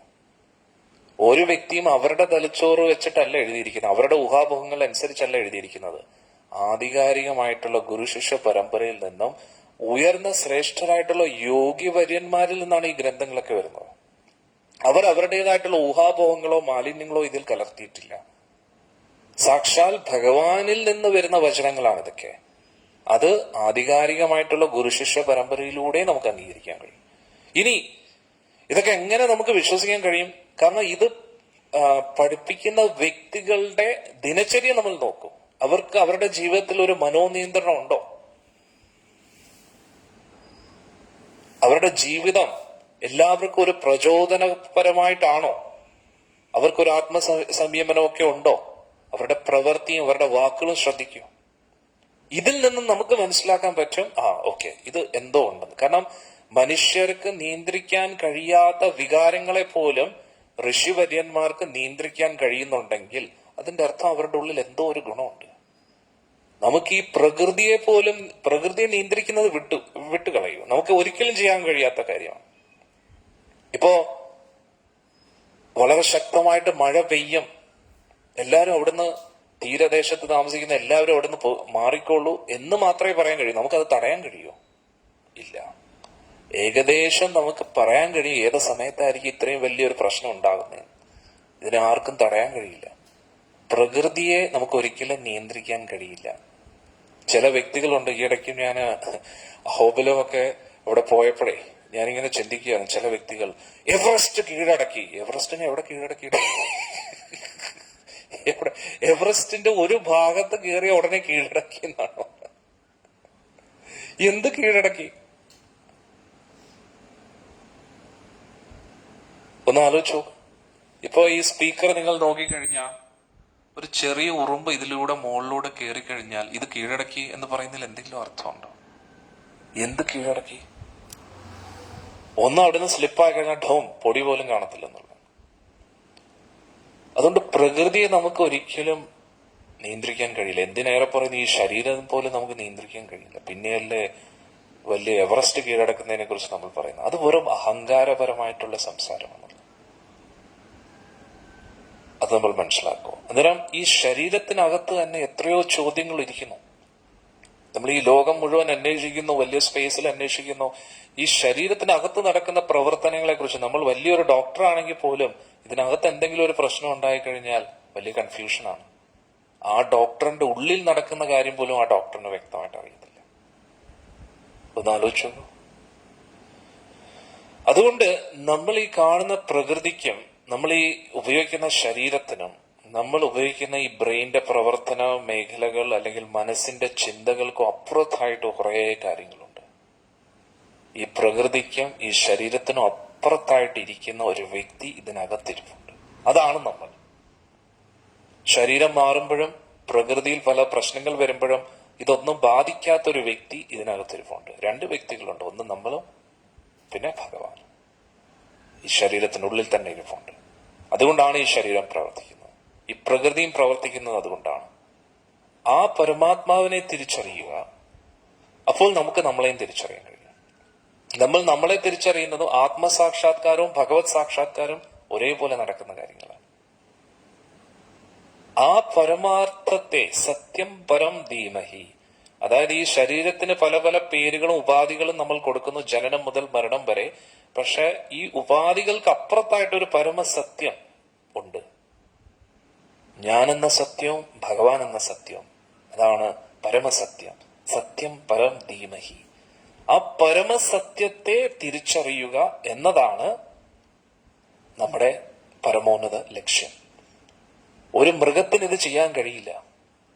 മൃഗത്തിന് ഉള്ള ബുദ്ധി എന്ന് പറഞ്ഞു കഴിഞ്ഞാൽ വിവേചന ബുദ്ധി. മൃഗങ്ങൾ, ജീവജാലങ്ങൾ ഉപയോഗിക്കുന്ന എന്തിനു വേണ്ടിയാണ്? ആഹാരം കഴിക്കാനും ഉറങ്ങാനും ലൈംഗിക ബന്ധത്തിൽ ഏർപ്പെടാനും സ്വയം രക്ഷ ചെയ്യാൻ വേണ്ടി മാത്രമാണ്. അത് നമ്മൾ മനുഷ്യ ശരീരവും ഇതിനു വേണ്ടി മാത്രം ഉപയോഗിക്കുകയാണെങ്കിൽ നമ്മൾ മൃഗത്തിന് തുല്യമാണ്. അതിൽ വലിയ അഭിമാനം കൊള്ളേണ്ടതായിട്ടൊന്നുമില്ല. നമ്മൾ മനുഷ്യരാകുന്നത് മനുഷ്യ ശരീരത്തെ ഞാൻ ആരാണെന്ന് തിരിച്ചറിയാൻ ഉപയോഗിക്കുമ്പോഴും ഭഗവാൻ ആരാണെന്ന് തിരിച്ചറിയാൻ ഉപയോഗിക്കുമ്പോഴുമാണ്. അതിനു വേണ്ടിയായിരിക്കണം നമ്മുടെ ജീവിതത്തിലെ ഓരോ നിമിഷങ്ങളും. അല്ലാതെ ഇപ്പോ നമ്മൾ പുറലോകത്തുള്ളവരുടെ നാമം ജപിക്കും എന്ന് പറഞ്ഞു കഴിഞ്ഞാൽ ഉടനെ അവർ പറയുന്നത്, സ്വാമിജി നമ്മുടെ വീട്ടിലെ കാര്യമൊക്കെ നടക്കണ്ടേ, ഭക്ഷണമൊക്കെ വേണ്ടേ എന്ന് ആലോചിച്ചു. തിന്നാനും കുടിക്കാനും ഉറങ്ങാനും വേണ്ടി മാത്രമാണ് ജീവിക്കുന്ന ഇന്നത്തെ ആൾക്കാർ. അത് തന്നെയാണ് ജീവിതത്തിന്റെ ലക്ഷ്യം. സത്യം പറഞ്ഞാൽ ഈ പ്രകൃതിയിലെല്ലാം ഫ്രീ ആയിട്ടാണ് ലഭിക്കുന്നത്. ഭഗവാൻ ഒന്നിനും ചാർജ് ചെയ്യാറില്ല. നമുക്ക് കുറച്ച് മണ്ണുണ്ടെങ്കിൽ അവിടെ എന്തെങ്കിലുമൊക്കെ നട്ടു വളർത്തി കഴിഞ്ഞാൽ കഴിക്കാനുള്ളത് കിട്ടുന്നില്ല. പശുക്കളുണ്ടെങ്കിൽ പശുവിൽ നിന്ന് പാലും ലഭിക്കും. പശുക്കളുടെ കാര്യം നോക്കുക, കൃഷിസ്ഥലം നോക്കുക. പിന്നെ എന്തിനു വേണ്ടിയാണ് നമ്മൾ ഈ ആർത്തിയും ആക്രാന്തവും? ഈ പ്രകൃതിയെ നമ്മൾ ചൂഷണം ചെയ്യും. എന്തിനു വേണ്ടി? ഫാക്ടറി ഉണ്ടാക്കാൻ വേണ്ടി. പിന്നെ ഭക്ഷണം എവിടെ നിന്ന് ഉണ്ടാക്കി കഴിക്കുമെന്ന് എന്നാലോചിച്ചു. ഫാക്ടറി ഉണ്ടാക്കും എന്തിനു വേണ്ടി? കാശ് ഉണ്ടാക്കാൻ വേണ്ടി. എന്നിട്ട് കാശ് എന്തിനു വേണ്ടിയാണ്? കഴിക്കാനുള്ള സാധനങ്ങൾ. കഴിക്കാൻ എവിടെ? കൃഷിസ്ഥലങ്ങൾ എവിടെ? കാരണം എത്ര വലിയ കോടീശ്വരനാണെങ്കിലും കഴിക്കുന്ന സമയത്ത് നോട്ട് കടിച്ചു കയറി തിന്നാൻ പറ്റുമോ? അല്ലെങ്കിൽ സ്വർണം ഒരുക്കി കുടിക്കാൻ പറ്റുമോ? ഈ ശരീരത്തെ നിലനിർത്തണമെങ്കിൽ അന്നം വേണം. അന്നാദ് ഭവന്തി ഭൂതാനി. അന്നം ലഭിക്കണമെങ്കിൽ അത് കൃഷിയിലൂടെ മാത്രമേ ലഭിക്കൂ. കൃഷി വരണമെങ്കിൽ മഴ പെയ്യണം. പർജന്യാത് അന്ന സംഭവ. മഴ പെയ്യാതെ അന്നം എങ്ങനെ കിട്ടുന്നു? ഇനി മഴ പെയ്യണമെങ്കിലോ ധർമ്മം ചെയ്യണം, യജ്ഞം ചെയ്യണം. കലിയുഗത്തിലെ നാമസങ്കീർത്തനം, നാമജപമാണ് യജ്ഞം. നാമസങ്കീർത്തനം നടക്കുന്നിടത്ത് മാത്രമേ കറക്റ്റായിട്ട് പ്രകൃതി അനുകൂലമായിട്ട് നിൽക്കൂ. ഇന്ന് വളരെ കുറവാണ്. എവിടെയാണോ ഭഗവാന്റെ സങ്കീർത്തനവും നാമജപവും നടക്കുന്നത് അവിടെ ദുരിതങ്ങൾ, പ്രകൃതിക്ഷോഭം ഇല്ലെന്ന് തന്നെ നമുക്ക് പറയാം. അത് നടക്കാത്തത് കൊണ്ടാണ് ഇന്നത്തെ കാലത്ത് ഒന്നിന്റെ പുറകെ പ്രകൃതിക്ഷോഭം നടക്കുന്നത്. പ്രകൃതി എന്ന് പറയുന്ന ഭൂമി ദേവിയാണ്. ഭൂമിയിൽ നിന്നാണ് നമുക്ക് എല്ലാം ലഭിക്കുന്നത്. ഭൂമി ദേവിയുടെ പ്രതീകമാണ് പശുക്കൾ. പശുക്കളെ ദ്രോഹിച്ച് മുഖ്യന് കഴിച്ചുകൊണ്ടിരിക്കുകയാണ്. പിന്നെ എങ്ങനെയാണ് ഈ പ്രകൃതി നന്നായി നിലനിൽക്കുക എന്ന് മനസ്സിലാക്കുക. അങ്ങനെ കുറെ കാര്യങ്ങളുണ്ട്. അതുകൊണ്ട് നമ്മൾ ഭഗവാന്റെ നാമവും ജപിച്ച് സത്പ്രവർത്തികൾ ചെയ്യുമ്പോൾ മാത്രമേ നമുക്ക് ഈ ലോകത്തും സമാധാനം കിട്ടൂ. ഇനി അടുത്ത ജന്മം ഉണ്ടെങ്കിലും അതൊരു സജ്ജന്മമാകും. ഇതുകൂടാതെ ഭഗവാന്റെ ലോകത്തേക്ക് നമുക്ക് പ്രവേശിക്കാൻ കഴിയും. ഓക്കെ, ഇനി നമുക്ക് ഉച്ചയ്ക്ക് കാണാം. ഉച്ചയ്ക്ക് 2 മണിക്ക് ബാക്കി ഭാഗവതം നാളെ രാവിലെ 8 മണിക്ക് ചർച്ച ചെയ്യാം. എല്ലാ ദിവസവും 8 മണി മുതൽ 9 മണി വരെ ഭാഗവതം. ഉച്ചയ്ക്ക് 2 മണി മുതൽ 3 മണി വരെ മഹാഭാരതം ഇന്നു മുതൽ ആരംഭിക്കുന്നതായിരിക്കും. വൈകുന്നേരം 7 മണി മുതൽ 8 മണി വരെ ചൈതന്യ ചരിതാമൃതം നമുക്ക് ചർച്ച ചെയ്യാം. ഇന്ന് വന്ന എല്ലാ ഭക്തജനങ്ങൾക്കും ഭഗവാന്റെ അനുഗ്രഹം ലഭിക്കട്ടെ എന്ന് പ്രാർത്ഥിക്കുന്നു. വന്ദേ മുകുന്ദ ഹരേ ജയ ശൗരേ സന്താപഹാരി മുരാരേ. വന്ദേ മുകുന്ദ ഹരേ ജയ ശൗരേ സന്താപഹാരി മുരാരേ. ദ്വാപര ചന്ദ്രിക ചർച്ചിതമാം നിന്റെ ദ്വാരകപുരിയെവിടെ.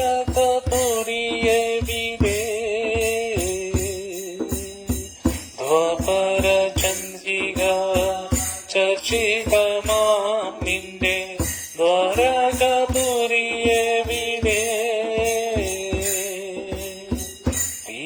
തിളക്കവും കോലക്കുഴൽ പാത്തും അമ്പാരി കൈകളും എവിടെ.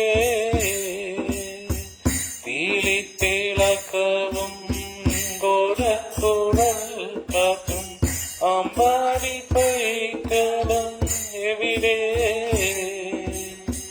ക്രൂരനിഷാദശരം കൊണ്ട് നീറുമി നെഞ്ചിലെ നാമപ്രണാമം. ക്രൂരനിഷാദശരം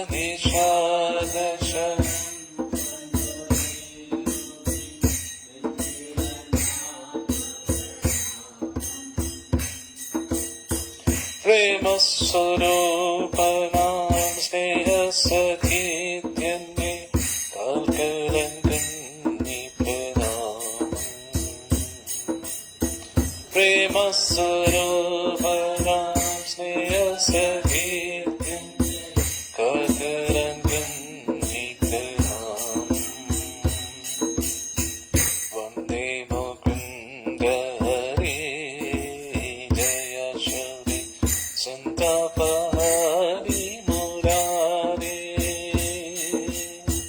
വന്ദേ മുകുന്ദ ഹരേ ജയ ശൗരേ സന്താപഹാരി മുരാരേ. ഹരേ കൃഷ്ണ. ഇനി ഉച്ചയ്ക്ക് 2 മണിക്ക് മഹാഭാരതം നമുക്ക് ചർച്ച ചെയ്യാം.